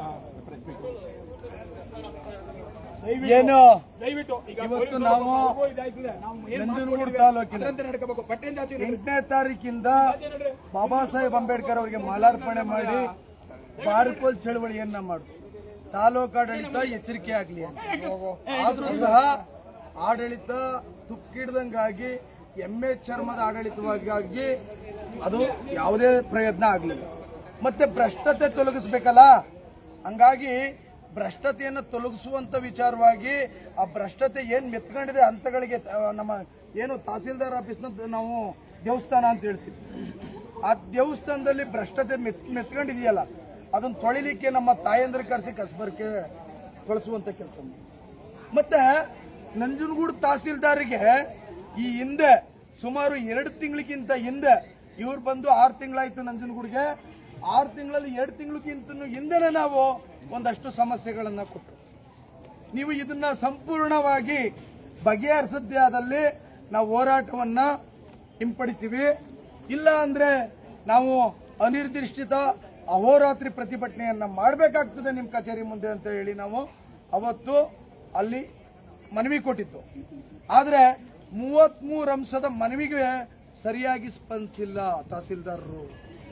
ಒಂದು ಆಕಾರ ಬಂದು ತಮಗೆ ಗೊತ್ತಿರ್ಬೇಕು ಮಾಧ್ಯಮದವರಿಗೆ, ಅಳತೆಯಂತೆ RTC ಅಂತೆ ಅಳತೆ ಅಲ್ಲ. RTC ಹೆಚ್ಚುವರಿ ಇರೋದನ್ನ ಕಮ್ಮಿ ಮಾಡಬಹುದು, ಕಮ್ಮಿ ಇರೋದನ್ನ ಆಕಾರ ಬಂದಂತೆ ಜಾಸ್ತಿ ಮಾಡಬಹುದು. ಆಕಾರ ಬಂದಂತೆ RTCನ ತಾಳೆ ಮಾಡಿ ಅಂತಂದ್ರೆ ಅದನ್ನಿಡಿ ತಹಸೀಲ್ದಾರ್ ರೆವಿನ್ಯೂ ಓದಿರುವಂತ ಅಧಿಕಾರಿ ಸಂಪೂರ್ಣವಾಗಿ ನಮ್ಗೆ ಹೇಳ್ಬೇಕು ಇದು ಹಿಂಗಾಗಿದೆ. ಅವರ ಅಧೀನ ಅಧಿಕಾರಿಗಳನ್ನ ಕರೆಸಿ ಏನಪ್ಪ ಏನಾಗಿದೆ ಇದು, ನೀನು ಈ ಕೆಲಸ ಯಾಕೆ ಮಾಡಿಲ್ಲ ಅಂತ ಕೇಳುವಂತ ಕೆಲಸವನ್ನ ತಹಸೀಲ್ದಾರರು ಮೊನ್ನೆ ದಿನ ಮಾಡಬೇಕಾಗಿತ್ತು. ನಂಜನಗೂಡು ತಹಸೀಲ್ದಾರರು ಸ್ಮಿತಾ ರಾಮು ಅಂತ ಹೇಳಿ. ಆದ್ರೆ ಆ ತಹಸೀಲ್ದಾರ್ ಸ್ವಲ್ಪನೂ ಕಿಂಚಿತ್ತು ಗೌರವ ಇಲ್ಲ. ಏನ್ ಹೇಳ್ತಾರೆ ಅಂದ್ರೆ ಇದಿಡಿ ಇನ್ಯಾವಾಗ ಇಡೋದು, ರೈತರು ಇವತ್ತು ಒಂದು ಪಟ್ಟ ದಾಖಲೆಗೋಸ್ಕರನೇ ಸಾಯೋದು, ಅವನಿಗೆ ಇವತ್ತು ಒಂದು ಖಾತೆ ಕಿರ್ದನ್ನ ಮಡಿಕೊಂಡು ಆ ಜಮೀನುಗಳನ್ನ ಉಳಿಸ್ಕೊಳ್ಳಿಕ್ಕೆ ಸಾಯೋದು. ನಾವಿವತ್ತು ನೇಗಿಲೊತ್ತಿ ಉಳುಮೆ ಮಾಡ್ತಿದ್ರೆ ನಮ್ಮ ಜಮೀನುಗಳು ಯಾರ್ದೋ ಹೆಸರಲ್ಲಿ ಖಾತೆ ಮಾಡ್ತಾವ್ರ ಸ್ವಾಮಿ. ಇದು ಅನ್ಯಾಯ ಅಲ್ವಾ? ಇದು ಅಕ್ರಮ ಅಲ್ವಾ? ಇದನ್ನ ನಾವು ಕೇಳಬಾರ್ದ? ಕೇಳಲಿಕ್ಕೆ ನಾವು 2 ದಿನ ಸತತವಾಗಿ ಹೋರಾಟ ಮಾಡಿದ್ವಲ್ಲ. ನಿಮ್ಗೆ ಏನಾದ್ರೂ ಮಾನವೀಯತೆ ಒಳ್ಳೆ ಗುಣಗಳಿದ್ರೆ, ರೈತರಿಗೆ ಸ್ಪಂದಿಸುವಂತ ಗುಣಗಳಿದ್ರೆ ನೀವು ಮಾಡ್ಬೋದಾಗಿತ್ತಲ್ಲ ಸ್ಮಿತಾರಾಮ್ ಅವರೇ, ಯಾಕೆ ಮಾಡ್ಲಿಲ್ಲ ನೀವು? 2 ದಿನ ಸತತವಾಗಿ ಕುಣಿಸಿ ನಮ್ಮನ್ನ ಕಾರತ್ಸ ಮಟ್ಟಕ್ಕೆ ಸ್ಪಾಷ್ಟಲ್ಲಿ ಹೋಯ್ತಿರಲ್ಲ. ನೀವು ಅಮಾನತ್ ಆಗ್ಬಾರ್ದ ರೈತರಿಗೆ? ನಮ್ಮ ಈ ರೈತರು ರೈತರೇ, ಬೇರೆ ತಾಲೂಕಿನ ರೈತರು ರೈತರೇ, ಅಂತ ರೈತನ ಜೊತೆಲಿ ಹುಡುಗಾಟ ಆಡಬೇಡಿ. ಇವತ್ತು ಏನೋ ತುಂಡು ಭೂಮಿಗಳಾಗಿವೆ. ಇವತ್ತು 10 ಎಕರೆ 15 ಎಕರೆ ಉಳ್ಳಂತ ಭೂಮಿಯವನು ಇವತ್ತು ಮಾರ್ಕೊಂಡು ಎಷ್ಟಕ್ಕೆ ಮಡಿಕೊಂಡವನೇ ಸ್ವಾಮಿ? ಅರ್ಧ ಎಕರೆ 1 ಎಕರೆ 2 ಎಕರೆ ಮಡಿಕೊಳ್ಳೋ ಮಟ್ಟಿಗೆ ಬಂದ್ಬಿಟ್ಟವನು. ಯಾಕೆ? RTC ಖಾತೆ ಮಾಡ್ಕೊಳ್ಲಿಕ್ಕೆ ಆಗ್ತಾ ಇಲ್ಲ. ಖಾತೆ ಮಾಡ್ಕೊಳಕ್ಕೂ ಲಂಚ, ಪೌತಿ ಖಾತೆ ಮಾಡಿಸ್ಕೊಳ್ಳಿಕ್ ಲಂಚ, ಆ ಪೌತಿ ಖಾತೆಯನ್ನ ವಿಭಜನೆ ಮಾಡಿಸ್ಕೊಳ್ಳಿಕ್ ಲಂಚ. ಎಲ್ಲಿ ಕೊಡವು ಲಂಚ ಲಂಚ ಲಂಚ. ಸರ್, ಅದಕ್ಕೆ ಒಂದು ಪುಷ್ಟಿಕರದ ಒಂದು ಮಾತಾಡ್ತೀನಿ. ಮಡಿಕೇರಿನಲ್ಲಿ ನನ್ನೊಬ್ರು ಕರ್ಕೊಂಡು ಹೋಗ್ತಾರೆ ರುದ್ರು. ಮಡಿಕೇರಿನಲ್ಲಿ ಅವ್ರು ಕೊಟ್ಟಂತ ಸೈಟು ಅಂದ್ರೆ ಮೂಡಾ ಸೈಟು, ಮಡಿಕೇರಿ ನಗರಸಭೆ ಮೂಡಾ ಸೈಟ್ನ ಅವ್ರ ಮನೆ ಹೆಸರಲ್ಲಿರುವಂತದ್ನ ಅವ್ರು ವಿಭಾಗ ಮಾಡ್ಕೊಂಡು ಖಾತೆ ಮಾಡ್ಕೊಳಕ್ಕೆ 1 ವರ್ಷ, ಬರೀ ಅದೊಂದು ಅರ್ಜಿನ ವಾಪಸ್ಸು ಸಮಸ್ಯೆ ಇದೆ ಅಂತ ಹೇಳೋದಕ್ಕೆ 1 ವರ್ಷ. ಯಾವ ವ್ಯವಸ್ಥೆಗಳಿದೆಯಾ ರೀ ರಾಜ್ಯ ಸರ್ಕಾರದಲ್ಲಿ? ಏನು ಮಾಡಿಲ್ಲ. ತಾವು ಹೇಳ್ತಕ್ಕಂಥ ಸತ್ಯ ಸ್ವಾಮಿ. 1 ವರ್ಷ ಅಲ್ಲ, ನಮ್ಮ ರಾಜ್ಯ ಕಾರ್ಯಾಧ್ಯಕ್ಷರು ಅವಾಗಲೇ ಹೇಳ್ತಾ ಇದ್ರು, ರಿಟೈರ್ಡ್ ಆಫೀಸರ್ಗಳು ಬಂದು ಮಹಾಸ್ವಾಮಿ ಹೋರಾಟಗಾರರೇ ನಿಮ್ಮ ಮಾತನ್ನ ಕೇಳೋದು ಅಧಿಕಾರಿಗಳು ಅಂತಾರೆ. ಆ ಮಾತನ್ನು ಕೇಳೋ ಮಟ್ಟಿಗಿಲ್ಲ ಇವತ್ತಿನ ಅಧಿಕಾರಿಗಳು. ಏನಾಗ್ಬಿಟ್ಟಿದೆ ಅಂದ್ರೆ ದಪ್ಪ ಚರ್ಮ. ನಾವು ಮೇಲ್ಲೋಕದಿಂದ ಇಳಿದೀವಿ. ದೊಡ್ಡ ದೊಡ್ಡ ಹೈಸ್ಕೂಲಲ್ಲಿ ಓದಿರೋ ಮಕ್ಕಳು ನಾವು MLA ಮಕ್ಕಳು, ನಾವು ಪ್ರಧಾನ ಮಂತ್ರಿ ಮಕ್ಕಳು ಅನ್ನೋ ಮಟ್ಟಿಗೆ ಇವತ್ತು ಅಧಿಕಾರಿಗಳು ಸೃಷ್ಟಿಯಾಗದೆ. ಬಡವ್ರ ಮಾತನ್ನ ಕೇಳ್ತಾ ಇಲ್ಲ. ಸಂವಿಧಾನದ ಹುದ್ದೆಯನ್ನ ತಗೊಂಡು ಸಾರ್ವಜನಿಕ ಅಧಿಕಾರಿ ನಾನು ಸೇವಕ ಅಂತ ತಿಳ್ಕೊತಾ ಇಲ್ಲ. ಇಂಥ ನರಭಕ್ಷಕರು, ರಾಕ್ಷಸರು ತಿಗಣೆ ಹಿಂಡಂತೆ ರೈತರನ್ನ ಇವತ್ತು ಹಿಂಡಿದ್ ಕೂತಾರೆ. ಅಪ್ಪನ ಆಸ್ತಿ ಏನಾದ್ರು ಖಾತೆ ಮಾಡ್ಕೊಳಕ್ ಕೇಳಿದ್ರೆ, ಅವನ ಮಗ ಕೇಳಿದ್ರೆ ಅವನೇನಾದ್ರು ಲಂಚ ಕೊಡ್ಲಿಲ್ಲ ಅಂದ್ರೆ ಬೇರೆಯವನ ಹೆಸರು ಖಾತೆ ಮಾಡ್ತವ್ರೆ. 2-3 ಕೇಸ್ನ ಮಾಡಿದೀವಿ ನಾವು, 2-3 ಕೇಸ್ ಮಾಡಿದೀವಿ. ಆ ಕೇಸ್ಗೂ ಜಗ್ತಾ ಇಲ್ಲ. ಯಾರ ಮೇಲೆ ಕೇಸು? ಯಾರ ಮೇಲೆ ಕೇಸು? ಅಧಿಕಾರಿಗಳ ಮೇಲೆ ಕೇಸ್ ಮಾಡ್ಸಿವಿ, ಆದ್ರೂ ಜಗ್ತಾ ಇಲ್ಲ. ಎಂತ ವಿಪರಸ್ಯ. ಅಧಿಕಾರಿಗಳು ಓದ್ಕ ಬಂದಿಲ್ಲ. ಇವತ್ತು ಅಧಿಕಾರಿಗಳು ಹಣವನ್ನ ರಾಜಕಾರಣಕ್ಕೆ ಹಣ ಕೊಟ್ಟು ಇವತ್ತು ಅಧಿಕಾರಿ ವರ್ಗವನ್ನ ಹಿಡಿತಾ ಇದೆ. ಬಡವ್ರ ಜೊತೆಲಿ ಹೊಟ್ಟೆ ಉರ್ಸುವಂತ ಕೆಲಸ ಮಾಡ್ತಾವ್ರೆ. ಬಡವ್ರನ್ನ ಹೊಟ್ಟೆ ಮೇಲೆ ಹೊಡಿಯಂತ ಕೆಲಸ ಮಾಡ್ತಾವ್ರೆ. ಬಡವ್ರನ್ನ ಹೊಟ್ಟೆ ಉರ್ಸೋ ಕೆಲಸ ಮಾಡ್ತಾವ್ರೆ. ಅಂತ ನಾಲಾಯಕರು, ರಾಕ್ಷಸರು, ಭಕ್ಷಕರು ಇವತ್ತು ಅಧಿಕಾರಿಗಳು. ಮುಂದೆ ಏನಾಗುತ್ತೆ ಅಂದ್ರೆ ಶ್ರೀಲಂಕಾದಲ್ಲಿ ಆದಂತಹ ಅನಾಹುತ ನೋಡಿದಿರಾ ದೇಶದಲ್ಲಿ? ಈ ಹಣೆ ಬರ ಬೇಕು ಜನಕ್ಕೆ. ಜನ ಯಾರು ದಡ್ರಲ್ಲ ರೀ. ಇವತ್ತು ಎಲ್ಲ ಪ್ರತಿಯೊಬ್ರು ಕೂಡ ನಾಗರಿಕರಾಗಿದ್ರು. ಅನಾಗರಿಕ ಕೂಡ ಮೊಬೈಲ್ ಇಟ್ಕೊಂಡು ನಾಗರಿಕ ಪರಿಸ್ಥಿತಿ ಬಂದಿದೆ. ಈ ತರ ಆದ್ರೆ ಜನಾಂದೋಲನ ಆಗ್ಬಿಟ್ರೆ ಏನ್ ಮಾಡ್ತಾರೆ ಇವರು? ಏನು ಮಾಡಕ್ಕಲ್ಲ. ಇನ್ ಮುಂದಕ್ಕೆ 1 ಎಕರೆ ಜಮೀನು ಏನಾದ್ರು ಮಡಗಿರೋಂತ ರೈತ ಇವತ್ತು ಕುಬೇರ ಆಗ್ಬಹುದು, ಆದ್ರೆ ಮಡಿಕೊಳ್ಳಕ್ ಆಗಲ್ಲ. ಇವತ್ತು KDB ಅನ್ನುವಂತ ಒಂದು ಸರಿ ಭೂತ ಇವತ್ತು ನಮ್ಮನ್ನು ಮೇಯ್ಕ ಬರ್ತಾ ಇದೆ. ಭೂಮಿಯನ್ನು ಒಕ್ಲೆಪ್ಸ ಕೆಲಸ ಮಾಡ್ತಾ ಇದೆ. 16 ವರ್ಷ ಉತ್ತಂತ ಭೂಮಿಗಳು ಸುಪ್ರೀಂ ಕೋರ್ಟ್ ಒಂದು ಗೈಡ್ಲೈನ್ಸ್ ಮಾಡಿದಮ್ಮ ಸ್ವಾಮಿ. ಏನು ಗಿಡ ಗಟ್ಟಿ ಕಿತ್ತಂತ ರೈತರಿಗೆ ಸಾಗುವಳಿ ಮಂಜೂರಾತಿ ಮಾಡಿ ಅಂತ ಹೇಳ್ತಾರೆ. ಯಾರು ಕೊಟ್ಟಿದ್ದಾರೆ? ಇಡೀ ರಾಜ್ಯದಲ್ಲಿ ಎಲ್ಲಿ ಕೊಟ್ಟಿದ್ದಾರೆ? ಅಲ್ಲ ರೀ, ಬ್ರಿಟಿಷ್ ಕಾಲದಂತಹ ನಡವಳಿ ಪತ್ರಗಳನ್ನೇ ಇವ್ರು ಕೊಟ್ಟಿಲ್ಲ. ಮಹಾರಾಜರು ಕೊಟ್ಟಂತ ಭೂಮಿಯ ಹಿಡುವಳಿ ಪತ್ರಗಳೇ ಕೊಟ್ಟಿಲ್ಲ ಇವರು. ಇನ್ಯಾರು ಕೊಡ್ತಾರ್ರಿ ಇವರು? ಏನ್ ಹೇಳ್ತೀನಿ, ನಮ್ಮ ವಿಧಾನಸಭಾ ಕ್ಷೇತ್ರ, ನಮ್ಮ ಮಾನ್ಯ ದರ್ಶನ್ ಧ್ರುವನಣ್ಣವರ ಕ್ಷೇತ್ರ, ಅಲ್ಲಿ ಕಸ್ಬಾ ಹೋಬಳಿ ಸುರಳ್ಳಿ ಅನ್ನುವಂತ ಒಂದು ಗ್ರಾಮ ಇದೆ. ಸರ್ಕಾರ ಬಂದು 3 ವರ್ಷ ಆಯ್ತು. ಈ ಸರ್ವೆ ನಂಬರ್ 269ರಲ್ಲಿ 315 ಎಕರೆ ಚಿಲ್ಲರೆ ಜಮೀನಿದೆ. ಅಲ್ಲಿ ಸುರಳ್ಳಿ ಗ್ರಾಮದವರು ಒಂದಷ್ಟು ಜನ ಉಳುಮೆ ಮಾಡ್ತಾವ್ರೆ. ಆ ಉಳುಮೆ ಮಾಡಿದಂಥ ರೈತರಿಗೆ ಏನು ಅವ್ರ ತಾತ ಓದ್ತಿದ್ದ, ಅವ್ರ ಅಪ್ಪ ಓದ್ತಿದ್ದ, ಆ ಮಕ್ಕಳಿಗೆ ಇವತ್ತು ಸಾಗುವಳಿ ಮಂಜೂರಾತಿ ಮಾಡ್ತಾ ಇಲ್ಲ. ಇಲ್ಲಿ ನನ್ನ ತಾಯಂದ್ರಿದ್ದಾರೆ ಸುರಳ್ಳಿ ಗ್ರಾಮದವ್ರು, ಮುಂದೆ ಬರವ. ಎಷ್ಟು ವರ್ಷ ಈ ಜಮೀನು ಈ ತಾಯಿ ನಮ್ಮವ್ವ ಉತ್ಕೊ ಬಂದವಳೆ ಅಂದ್ರೆ, ಆದ್ರೆ ಆ ತಾಯಿಗೆ ಮಂಜೂರಾತಿ ಅನ್ನುವಂತ ಒಂದು ಕಾಪಿ ಕೊಡಕ್ಕಾಗ್ಲಿಲ್ಲ ಅಂದ್ರೆ ಎಂತ ಸರ್ಕಾರ ಮಾಡ್ತಾವ್ರಿ ಇವ್ರು? ಎಂತ ನಮ್ಗೆ ಏನೋ ಬಾಯಿಗೆ ತೆಪ್ಪೆ ಉರಿಸ್ತಾವ್ರೆ. ಬಸ್ ಫ್ರೀ, ವಿದ್ಯುತ್ ಫ್ರೀ, ನಿಮಗೆ ಯೋಜನೆಗಳು ಫ್ರೀ. ಎಲ್ಲಪ್ಪ ಯೋಜನೆಗಳು ಫ್ರೀ ಕೊಡ್ತೀರಿ? ನಮಗೆ ನ್ಯಾಯವಾಗಿ ಬೆಲೆ ಕೊಡಿ. ನಮಗೆ ಭೂಮಿಗಳನ್ನ ಮಂಜೂರಾತಿ, 16 ವರ್ಷ ಉತ್ತಿರ ಭೂಮಿಗಳನ್ನ ಮಂಜೂರಾತಿ ಮಾಡಿಕೊಡಿ. ನಿಮಗೆ ನಾವು ಅನ್ನವನ್ನು ಬೆಳ್ಕೊಡೋಂಥ ಕೆಲಸ ಮಾಡ್ತೀವಿ. ನಿಮ್ಮನ್ನ ಶ್ರೀಮಂತರಾಗ್ಲಿಕ್ಕೆ ದುಡ್ಡು ಕೊಡ್ತೀವಿ. ನಿಮ್ಮ AC ರೂಮ್ಲಿ ಇರಕ್ಕೆ ದುಡ್ಡು ಕೊಡ್ತೀವಿ. ನೀವು ಕಾರಲ್ಲಿ ಓಡಕ್ಕೆ ಐಷಾರಾಮಿ ಜೀವನ ಮಾಡ್ಲಿಕ್ಕೆ ದುಡ್ಡು ಕೊಡ್ತೀವಿ ಸ್ವಾಮಿ ನಾವು. ಇಂಥ ತಾಯಂದ್ರು ಇವತ್ತು ಗಿಡ ಗಟ್ಟಿ ಕಿತ್ತಿರ ಜಮೀನುಗಳು ನಮ್ಮ ಹೆಸರು ಮಾಡಿಸ್ಕೊಡಿ ಅಂತ ನಾವು ಬೇಡ್ಕೊತೀವಿ. ಅಷ್ಟಿಂದವಿ ಮಾಡ್ಕೊಡ್ತಾ ಇಲ್ಲ ಸಾರು. ಆ ಜಮೀನನ್ನ ಏನ್ ಮಾಡ್ತಾರೆ ಅಂದ್ರೆ, ಅಮ್ಮ ಒಂದ್ ನಿಮಿಷ. ನಮ್ಮ ದೇಶದಲ್ಲಿ ಫಸ್ಟ್ ಬರೋದು ರಾಜಕೀಯಕ್ಕೆ ಜಾತಿ. ಆಯ್ತಾ? ನಾನ್ ಜಾತಿ ಕೇಳಲ್ಲ. ಈ ದರಿದ್ರ ನನ್ನ ಮಕ್ಕಳು ರಾಜಕಾರಣಿಗಳಿಗೋಸ್ಕರ ಜಾತಿ ಹೇಳಿ. ತಮ್ಮ ಯಾವ ಜಾತಿಗೆ ಬರ್ತೀರಾ ತಾವು? ಕೇಳಿಸ್ಕೊಳ್ರಿ, ಜನಪ್ರತಿನಿಧಿಗಳ ಮುಟ್ಟಾಳ್ರೆ, ಅಧಿಕಾರಿಗಳೇ, ನೀವು ಮಾಡುವಂತ ಜಾತಿ ರಾಜಕಾರಣದ ಬಗ್ಗೆ ನಾನು ಮಾತಾಡ್ತಾ ಇದ್ದೀನಿ. ನಿಮ್ಮ ಕೋಮಿನವರು ಭೂಮಿನ ಅವ್ರು ಪರಭಾವ ಮಾಡ್ಕೊಡಿ ಅಂತ ಅರ್ಜಿ ಹಾಕೊಂಡ್ರು, ನೀವು ಮಾಡ್ಕೊಡಕ್ಕೆ ಯೋಗ್ಯತೆ ಇಲ್ದಿರಂತಂದ್ರೆ ನೀವು ಅದಕ್ಕೆ ಅವ್ರಿಗೆ ಮೀಸಲಾತಿಗಳು, ಒಳ ಮೀಸಲಾತಿಗಳು, ಜಾತಿ ರಾಜಕಾರಣಗಳು ನಾನು ಯಾವತ್ತೂ ನನ್ನ ಜಾತಿ ಕೇಳಲ್ಲ. ಯಾಕೆ ಕೇಳ್ತಾ ಇದ್ದೀನಿ ಅಂತಂದ್ರೆ ನಿಮ್ಮವ್ರನ್ನ ನೀವು ಕಾಪಾಡಕ್ಕಾಗಲ್ಲ ಅಂತಂದ್ರೆ ಇನ್ಯಾರು ಬಂದು ಕಾಪಾಡ್ತಾರೆ? ಅವ್ರ ಉಳುಮೆ ಪತ್ರನೂ ನಿಮ್ ಕೊಡಕ್ ಯೋಗ್ಯತೆ ಇಲ್ಲ ನಿಮ್ಗೆ ಅಂದ್ರೆ. ಕರಳಪುರ ಜನ ಇದ್ದಾರೆ ಸ್ವಾಮಿ. ಇಲ್ಲಿ ಉಲ್ಲಳ್ಳಿ ಹೋಬಳಿ ಕೆಲ್ಲುಪುರ ಗ್ರಾಮ survey number, Karalapura survey number 1. Sir ಅದೇ ರಿಯಲ್ ಎಸ್ಟೇಟ್ಗಳಿಗೆ ಬಿಲ್ಡರ್ಸ್ಗಳಿಗೆ ಏನು ಆರಾಮಾಗಿ ಸ್ವಾಮಿ ಇವಾಗ ಅವ್ರ ಭೂಮಿಗಳು ತಗೊಂಬೋದು. ಸುಮಾರು ಎಕರೆ ಜಮೀನು ಅಲ್ಲಿ ನಮ್ಮವರು ಮಂಜೂರಾತಿಗೆ ಹಾಕೊಂಡಿದ್ರೆ 1992 ರೈತರು ಮಂಜೂರಾತಿ ಆಗಿದೆ ಅಂದ್ರೆ ಮಂಜೂರಾತಿನ ಕ್ಯಾನ್ಸಲ್ ಮಾಡಿ ಮೈಸೂರು ಬೆಂಗಳೂರಿನವ್ರಿಗೆ ಸಾಗುವಳಿ ಕೊಟ್ಟಿದ್ದಾರೆ ಸ್ವಾಮಿ. ರೈತರು ಇವತ್ತು ಉಳುಮೆ ಮಾಡ್ತಾ ಇದಾರೆ ಕರಳಪುರ ಸರ್ವೆ ನಂಬರ್ 1ರಲ್ಲಿ. ಆದ್ರೆ ಆ ರೈತರಿಗೆ ಭೂಮಿ ಕೊಟ್ಟಿಲ್ಲ. ಏನೇನ ವಿಪರ್ಯಾಸ ಒಂದು ಕೆಲವೊಂದು ಏನ ಸಂಘಟನೆಯವರು ಕೆಲವೊಂದು ಸಂಘಟನೆಯವರೇನ ಆ ಉದ್ಯಮಿಗಳಿಗೆ ಸೇರ್ಕೊಂಡ್ಬಿಟ್ರೆ ಅಂತ ಕುಬೇರ ಆಗ್ಬಿಡ್ತಾರೆ. ಹಾಗಾದ್ರೆ ಖಂಡಿತ ಇವತ್ತು ಈ ತಾಯಿ ಏನ್ ಆ ಭೂಮಿಯಲ್ಲಿ ಗಿಡಗಟ್ಟಿಗಳನ್ನ ಕಿತ್ತಿದ್ದಾರೆ, ಆ ಭೂಮಿನ ಮಂಜೂರಾತಿ ಕೊಟ್ರೆ ಆ ಮಂಜೂರಾತಿಯ ಜಮೀನನ್ನ ಇವತ್ತು ನಿಮ್ಗೆ ಐಷಾರಾಮಿಯಾಗಿ ಮಾಡ್ತಾರೆ. ಇವತ್ತು ಆ ಭೂಮಿಗಳನ್ನ ನೀವು ಹದವಾಗಿವೆ ಅಂತ ಹೇಳಿ ಅದ ಮಾಡದಂತ ರೈತರ ಹೊಟ್ಟೆ ಮೇಲೆ ಹೊಡೆದು ಪೊಲೀಸ್ನವ್ರ ಜಮೀನ್ ಬಿಡಿಸ್ತಾರೆ ಸ್ವಾಮಿ. ಅದನ್ನ ಪೊಲೀಸ್ನವರು ಆ ಜಮೀನುಗಳನ್ನ ರೈತರನ್ನ ಒಕ್ಲೆಪ್ಸ ಕೆಲಸ ಮಾಡ್ತಾವ್ರೆ. ಇವತ್ತು HD ಕೋಟೆ ಸರ್ವೆ ನಂಬರ್ 4 ಏನು ಆ ಮೈಸೂರು ತಾಲೂಕು ಮತ್ತೆ ಈ HD ಕೋಟೆ ಗಡಿ ಸರ್ವೆ ನಂಬರ್ 10 ಎಕರೆ 35 ಗುಂಟೆ ಕಾಡ್ನಳ್ಳಿ ಸರ್ವೆ ನಂಬರು. ಆ ಕಾಡ್ನಳ್ಳಿ ಸರ್ವೆ ನಂಬರ್ 100 ವರ್ಷ ಉಳಿದೇ ಹೋದಂತವ್ರು ಇವತ್ತು ಭೂಮಾಫಿಯಾಗಳು ಆ ಜಮೀನುಗಳನ್ನ ಕಲ್ಲನ್ನ ಅದನ್ನ ಕಿತ್ತು ನಾವು ಮಂಜೂರಾತಿ ಮಾಡ್ಕೊಂಡಿವಿ ಅಂತ ಹೇಳಿ ಆ ಪೊಲೀಸ್ನವರು ನಮ್ಮ ರೈತರ ಮೇಲೆ ಕೇಸ್ ಮಾಡ್ಸಕ್ ಹೋಯ್ತಾರೆ. ನಿಂತ ಪೇನಿದ್ ದಾಖಲೆ ತಗೋಬಾ. ಸರ್ಕಾರದ ಜಮೀನಿಗೆ ಯಾರು ಸ್ವಾಮಿ ದಾಖಲೆ ಕೊಡ್ತಾರೆ? ಇಂದಿರಾ ಗಾಂಧಿ ಕೊಟ್ಟಂತ ಟೆಂಡೆನ್ಸಿ ಕಾಯ್ದೆ ಜ್ಞಾಪನ ಇರ್ತಾನೆ ಆಯ್ತಾ? ಯಾರು ದಾಖಲಾತಿ ಕೊಟ್ಟಿದ್ರು? ಇಂದಿರಾ ಗಾಂಧಿ ಕೊಟ್ಟಿದ್ರಾ? ಇಲ್ಲ. ಕಾಂಗ್ರೆಸ್ ಸರ್ಕಾರ ಕೊಟ್ಟಿದ್ದಾಗ 75 ವರ್ಷ ಆಯ್ತು ಇವತ್ತು ಸಂವಿಧಾನಾತ್ಮಕವಾದಂತ ಅವರು ಒಂದು ಸ್ವತಂತ್ರ ಬಂದು. ಅದನ್ನೇ ಇವರು ಮಾಡಕ್ ಆಗಿಲ್ವಲ್ಲ, ಇನ್ನೇನು ಮಾಡ್ತಾರೆ? ಯಾವ ಕಾರಣಕ್ಕೂ ಮಾಡಲ್ಲ. ಇವತ್ತು ಜಮೀನ್ದಾರ ಪದ್ಧತಿಗಳನ್ನ ನಿರಂತರವಾಗಿ ನಡೀತಾವೆ, ಭೂಮಾಫಿಯಾಗಳು ನಿರಂತರವಾಗಿ ನಡೀತಾವೆ, ಕಾರ್ಖಾನೆ ಮಾಫಿಯಾ KDB ಅನ್ನುವಂತ ಮಾಫಿಯಾ ನಡೀತಾ ಇದೆ. ಇವತ್ತು ರೈತರು ಭೂಮಿ ಮಡಿಕೊಳ್ಳಕ್ಕಾಗಲ್ಲ. ಮುಂದಿನ ದಿನಗಳಲ್ಲಿ ನನ್ನ ಜನ, ಪಟ್ಟಣದ ಜನ ತಿನ್ನ ಬಾಯಿಗಳಿಗೆ ಮಂಡ ಹಾಕಬೇಕಾಗ್ತದೆ. ಯಾವುದೋ ದೇಶದಲ್ಲಿ ಪ್ಲೇಟ್ಗಳನ್ನ ಇಟ್ಕೊಂಡು ರೋಡಲ್ಲಿ ಅನ್ನ ಕೊಡಿ, ನಿಮಗೆ 2 ATM ಕಾರ್ಡ್ ಕೊಡ್ತೀವಿ, ನಿಮಗೆ ನನ್ನ ಕಾರ್ ಕೊಡ್ತೀನಿ, ನನಗೆ ಊಟ ಕೊಡಿ, ಒಂದೊತ್ತು ನಾವು ಊಟ ಕೇಳ್ತಿದ್ರಂತೆ. ಅಂತ ಪರಿಸ್ಥಿತಿ ಇವತ್ತು ನಿರ್ಮಾಣ ಆಗ್ತದೆ ಸ್ವಾಮಿ. ಇನ್ನು ಬರ್ತದೆ, ಇನ್ನು ಹೆಚ್ಚಿಗೆ ದಿನ ಇಲ್ಲ. ರೈತರನ್ನ ಇವ್ರು 40% ರೈತರು ಉಳಿಸ್ತಾರೆ, ಇನ್ನು 70% ರೈತರಿದ್ದು ಸ್ವಾತಂತ್ರ್ಯ ಬಂದ ಪೂರ್ವದಲ್ಲಿ. ಇವತ್ತು 40% ರೈತರಿದ್ವಿ. 40% ರೈತರ ಜಮೀನು ಏನೋ SC ST ಲಿಂಗಾಯತ್ಸು ಅಂತ ಹೇಳ್ಕೊಂಡು ಜಾತಿ ರಾಜಕಾರಣ ಮಾಡ್ಕೊಂಡು ಇವತ್ತು ಎಲ್ಲಾನು ಕಿತ್ಕೊಳಕ್ ನೋಡ್ತಾವ್ರೆ. ಇವತ್ತು ನಿಮ್ಮನ್ನ ಕಿತ್ಕೊಂಡು ಖಾತೆಗಳಿಗೆ ಜಗಾಡ್ತಾವ್ರೆ. ಖಾತೆಗಳಿಗೆ ತನ್ನ ರಾಜಕಾರಣದ ಖಾತೆಗಳಿಗೆ ಓಡಾಡ್ತಾವ್ರಲ್ಲ.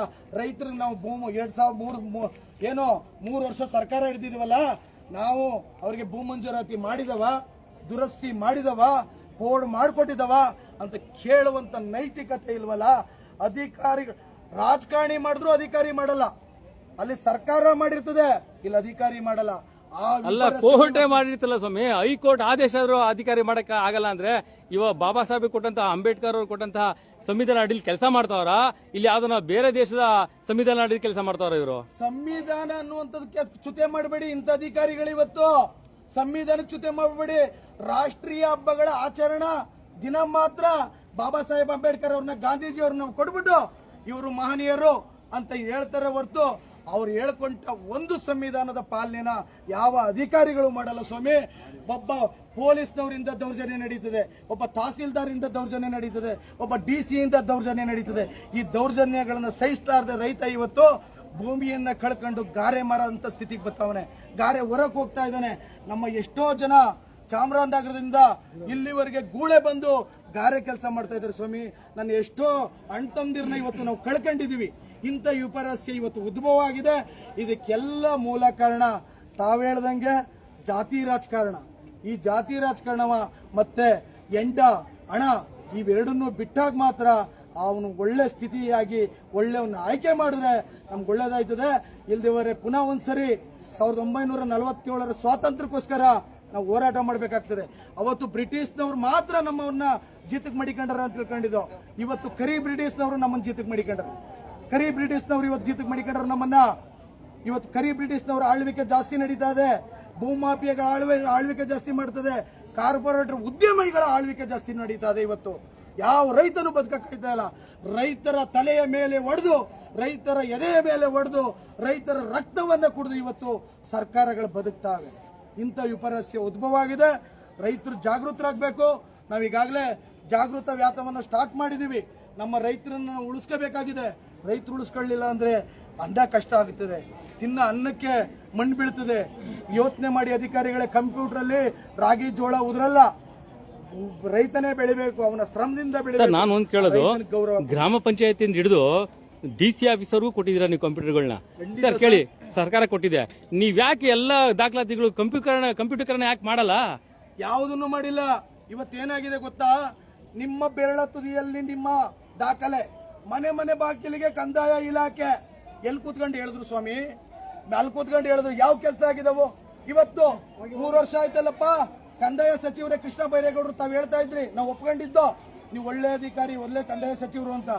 ಎಲ್ಲಾಗಿದವು? ಯಾವ ಒಬ್ಬನಿಗೂ ಉತ್ತಮವಾಗಿ RTC ಕೊಡಕ್ಕಾಗಿಲ್ಲ ಸ್ವಾಮಿ. ಇವತ್ತೇಳಿ ಕೇಂದ್ರ ಸರ್ಕಾರ ನಮ್ಮನ್ನು ನುಂಗಿ ನೀರು ಕುಡಿತಾ ಇದೆ, ರಾಜ್ಯ ಸರ್ಕಾರ ನಮ್ಮನ್ನು ಬಾಕ್ತಾ ಇದೆ. ಇದು ನಮ್ಮ ಮೇಲೆ ಸಾಲ ಒರೆಸಿ ಇವತ್ತು ಹೊಟ್ಟೆಲಿರೋ ಮಗುಗೂ ಸುಧಾ ಲಕ್ಷಾಂತರ ರೂಪಾಯಿ ಸಾಲ ಇದೆ. ಹೊಟ್ಟೆ ಮಗು ಹುಟ್ಟಿಲ್ಲ, 3 ತಿಂಗಳಾಗಿಲ್ಲ, ಆ ಮಗುವಿನ ಮೇಲೂ ಸಾಲ ಒರೆಸ್ತಾವ್ರೆ ಸ್ವಾಮಿ. ಕಷ್ಟ ಇದೆ. Thank you sir, thank you. ವೀಕ್ಷಕರ, ತಾವೇನು ಮಾತಾಡ್ತೀರಾ? ತಾವು ಜಿಲ್ಲೆ ಬಿಟ್ಟು ಜಿಲ್ಲೆ ಬಂದಿದ್ದೀರಾ ವೀಕ್ಷಕರಾಗಿ, ಇದನ್ನ ರಾಜ್ಯ ಮಟ್ಟದಲ್ಲಿ ತಲುಪಿಸುವಂತ ಕೆಲಸ ಮಾಡ್ತಾ ಇದ್ದೀರಾ. ಹೇಗನ್ಸುತ್ತೆ ಸರ್ ಮೈಸೂರಿನ ಆಡಳಿತ ವ್ಯವಸ್ಥೆ ಬಗ್ಗೆ? ಇಡೀ ರಾಜ್ಯಾದ್ಯಂತ ಎಲ್ಲ ಕಡೆನೂ ಕೂಡ ಇದೇ ಪರಿಸ್ಥಿತಿ. ಯಾಕಂದರೆ ಇಡೀ ದೇಶದಲ್ಲಿ ಕೂಡ ಹುಡುಕಿದ್ರು ಭ್ರಷ್ಟರೇ. ಇವತ್ತು KIDಗೆ ಸಂಬಂಧಪಟ್ಟಂತೆ ಇಲ್ಲಿ ತನಕ ಸರ್ಕಾರ KIDಬಿಗೆ ತೆಗೆದುಕೊಂಡಿರ್ತಕ್ಕಂಥ ಜಮೀನಷ್ಟು ಅದು ಯಾವುದಕ್ಕಾಗಿ ಬಳಕೆಯನ್ನು ಮಾಡ್ಕೊಂಡಿದ್ದಾರೆ ಅಂತಕ್ಕಂಥದ್ದು ಇಲ್ಲಿ ತನಕ ಯಾರು ಕೂಡ ಮಾಹಿತಿ ಕೊಡ್ತಿಲ್ಲ. ಯಾಕಂದರೆ ಇವರೆಲ್ಲರೂ ಕೂಡ ಇರುವಂಥ ಕೆರೆಗಳನ್ನು ಒತ್ತುವರಿ ಮಾಡಿದರು, ಇರುವಂಥ ಸರ್ಕಾರಿ ಗೋಮಾಳೆಯನ್ನು ಇವತ್ತು ಒತ್ತುವರಿ ಮಾಡ್ತಾ ಇದ್ದಾರೆ. ಇವತ್ತು ಈ ಭಾಗದಲ್ಲಿ ಅರಣ್ಯ ಜಮೀನು ಕೂಡ ಇವತ್ತು ಬಿಡುತ್ತಿಲ್ಲ. ರೆಸಾರ್ಟು ಇನ್ನಿತರ ಎಲ್ಲದಕ್ಕೂ ಕೂಡ ಇವತ್ತು ಎಲ್ಲ ಜಮೀನುಗಳನ್ನು ಇವತ್ತು ಸರ್ಕಾರಗಳು, ಅಧಿಕಾರದಲ್ಲಿರುವಂಥ ಎಲ್ಲ ಮಂತ್ರಿಗಳು ದೊಡ್ಡ ಇವತ್ತು ಕೆಲವೊಂದು ಕೇಳ್ಪಟ್ಟಿದ್ದೀವಿ. ಕಲ್ಯಾಣ ಕರ್ನಾಟಕ ಭಾಗದಿಂದ ಕೆಲವರು ಏನದ ಈ ಭಾಗದಲ್ಲಿ 1500 ಎಕರೆ ಜಮೀನನ್ನು ಖರೀದಿ ಮಾಡಿದ್ದಾರೆ, 3000 ಎಕರೆ ಜಮೀನನ್ನು ಖರೀದಿ ಮಾಡಿದ್ದಾರೆ. ಏನಕ್ಕೆ, ಯಾರಿಗೆ ಮಾಡಿದ್ದಾರೆ, ಯಾತಕ್ಕೋಸ್ಕರ ಮಾಡಿದ್ದಾರೆ? ಏನು ಮಾತಾಡ್ತಾ ಇದ್ದಾರೆ ಎಲ್ಲರೂ ಕೂಡ ಅಲ್ಲಿ ಆ ಭಾಗದಲ್ಲಿ. ಅಂದ್ರೆ ಆ ಭಾಗದ ಜನ ಬಂದು ಇಲ್ಲಿ ಜಮೀನನ್ನ ಖರೀದಿ ಮಾಡೋದು, ಇಲ್ಲಿರುವಂತ ಮಂತ್ರಿಗಳು, ಶಾಸಕರು, ರಾಜಕಾರಣಿಗಳು ನಮ್ಮ ಭಾಗಕ್ಕೆ ಬಂದು ಅಲ್ಲಿ ಇರುವಂತ ಅರಣ್ಯ ಜಮೀನುಗಳು ಅಂದ್ರೇನು, ಆ ಭಾಗದ ಮಂತ್ರಿಗಳು ಖರೀದಿ ಮಾಡಿರುವಂತದ್ದನ್ನ ಈ ಭಾಗದಲ್ಲಿರುವಂತ ರಾಜಕಾರಣಿಗಳು ಅವ್ರ ಜಮೀನು ಕಾವಲು ಕಾಯ್ತಕ್ಕಂಥ.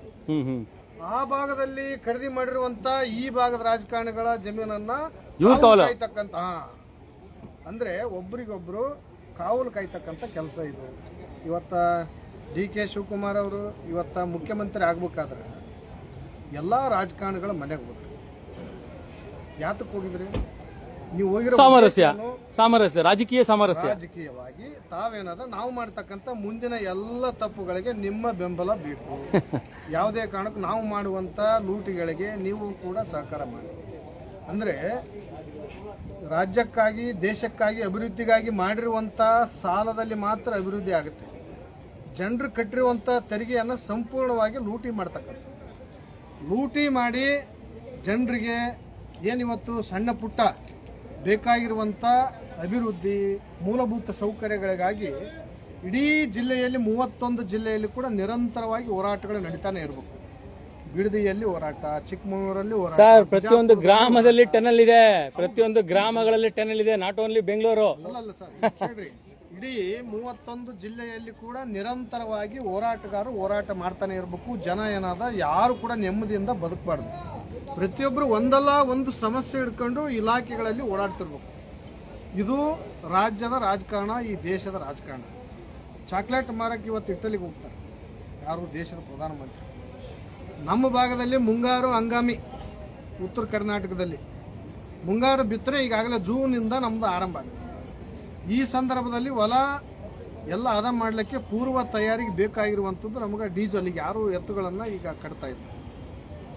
ಈ ಒಂದು ಟ್ರ್ಯಾಕ್ಟರ್ಗಳು ಬಳಸ್ತಕ್ಕಂಥ ಕೃಷಿಗೆ ಡೀಸೆಲ್ ಹೆಚ್ಚಿಗೆ ಆಯಿತು. ಅಂದ್ರೆ ಸರ್ಕಾರಗಳು ಯಾವ ರೀತಿ ಯೋಚನೆ ಮಾಡ್ತಾರಂತಂದ್ರೆ, ಯಾವ ಸಂದರ್ಭದಲ್ಲಿ ನಾವು ದುಡ್ಡು ಯಾರಿಂದ ನಾವು ಸರಳವಾಗಿ ತೆಗಿಬೋದು, ದುಬಾರಿ ಬೆಲೆ ಮಾಡೋದ್ರಿಂದ ಯಾರು ಬೇರೆ ಬೇರೆ ಕಂಪ್ನಿಗಳು ಒಪ್ಪಂಗಿಲ್ಲ. ಅದಕ್ಕೆ ಇವ್ರೇನು ಮಾಡ್ತಾರೆ, ರೈತರನ್ನು ಬಳಸಿಕೊಂಡು ಈ ಸಂದರ್ಭದಲ್ಲಿ ಕನಿಷ್ಠ ಪಕ್ಷ ಈಗ ರೈತರು ಎಲ್ಲರೂ ಕೂಡ ಟ್ರ್ಯಾಕ್ಟರ್ಗಳಿಗೆ ಅವಲಂಬನೆ ಆಗಿದೆ.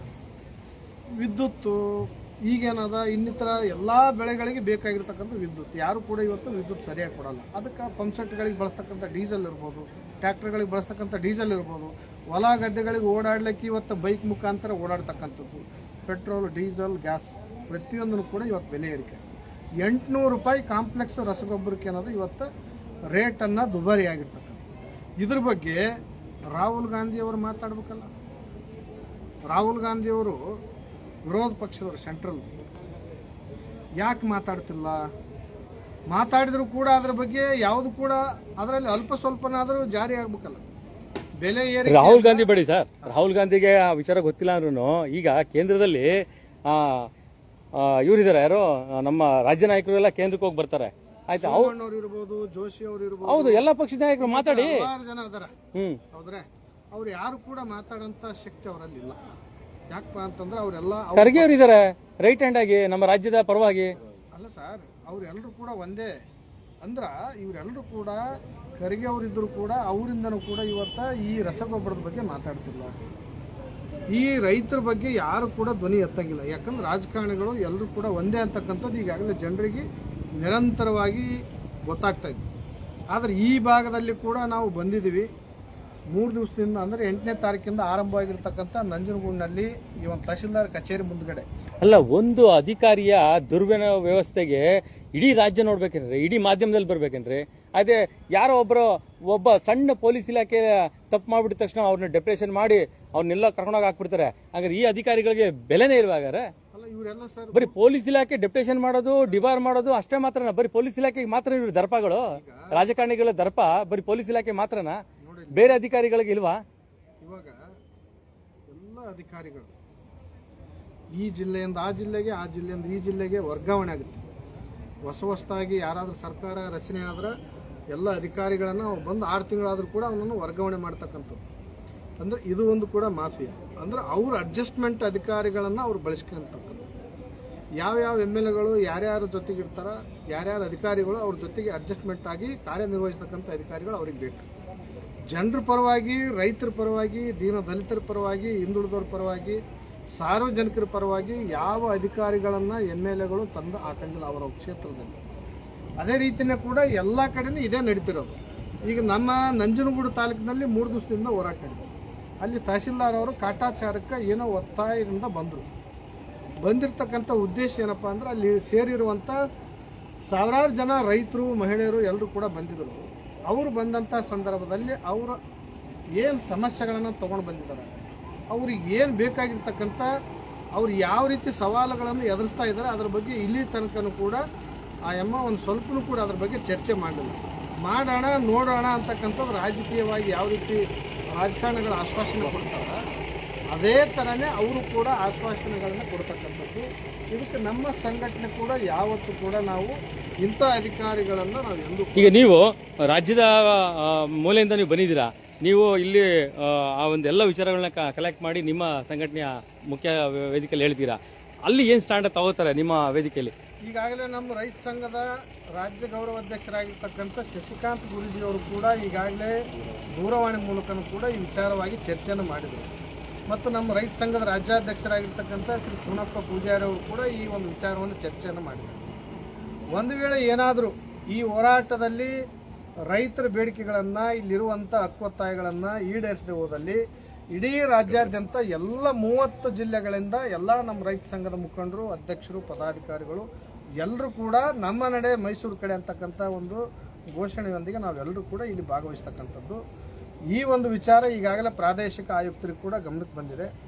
ಇಲ್ಲಿ ಇರುವಂಥ ಆಡಳಿತ ಮತ್ತು ಅಧಿಕಾರಿಗಳು ನಿಜವಾಗಿ ಕೂಡ ರೈತರ ಪರವಾಗಿ, ಜನಪರವಾಗಿ ಕಾಳಜಿ ಇರೋಂಥ ಅಧಿಕಾರಿಗಳಾಗಿದ್ದರೆ ಇದು ಇವತ್ತಿಗೆ ಈ ಹೋರಾಟ ಅಂತ್ಯ ಆಗುತ್ತೆ. ಒಂದು ವೇಳೆ ಏನಾದರೂ ಅವರು ಈ ಹೋರಾಟದಲ್ಲಿ ಅವ್ರ ಹಕ್ಕೊತ್ತಾಯಗಳನ್ನು ಅವರು ಸರಿಪಡಿಸದೆ ಹೋದಲ್ಲಿ ದೊಡ್ಡ ಸಂಖ್ಯೆಯಲ್ಲಿ ರೈತರು ಕೂಡ ಏನು ಗುಡ್ಲಾಪುರದಲ್ಲಿ ನಡೆದಿರುವಂಥದ್ದು, ಉಕ್ಕೇರಿಯಲ್ಲಿ ನಡೆದಿರ್ತಕ್ಕಂಥ ಹೋರಾಟ, ಇವತ್ತು ನಿಪ್ಪಾಣಿಯಲ್ಲಿ ನಡೆದಿರುವಂಥ ಹೋರಾಟಗಳು, ಇನ್ನಿತರ ಇವತ್ತು ಹಲವಾರು ಕಡೆ ಇವತ್ತು ಹೋರಾಟಗಳು ನಡೆದಿದೆ. ಆ ಹೋರಾಟ ಅದರ ಪ್ರಕಾರವೇ ಇಲ್ಲಿ ಮೈಸೂರಲ್ಲಿ ಕೂಡ ನಡೀತಕ್ಕಂಥದ್ದು ಏನು. ತಮ್ಮ ಪರಿಚಯ ಸರ್? ನನ್ನ ಹೆಸರು ಮಹೇಶ್ ಗೌಡ್ ಎಂ ಸುಬೇದಾರ್, ಕರ್ನಾಟಕ ರಾಜ್ಯ ರೈತ ಸಂಘ ಹಾಗೂ ಹಸಿರು ಸೇನೆ ರಾಜ್ಯ ಕಾರ್ಯಾಧ್ಯಕ್ಷರು, ಯಾದಗಿರಿ ಜಿಲ್ಲೆ ಶಹಾಪುರ ತಾಲೂಕು ದೊಡ್ಡ ಸಾಗರ. Thank you sir, thank you. ಹಾಂ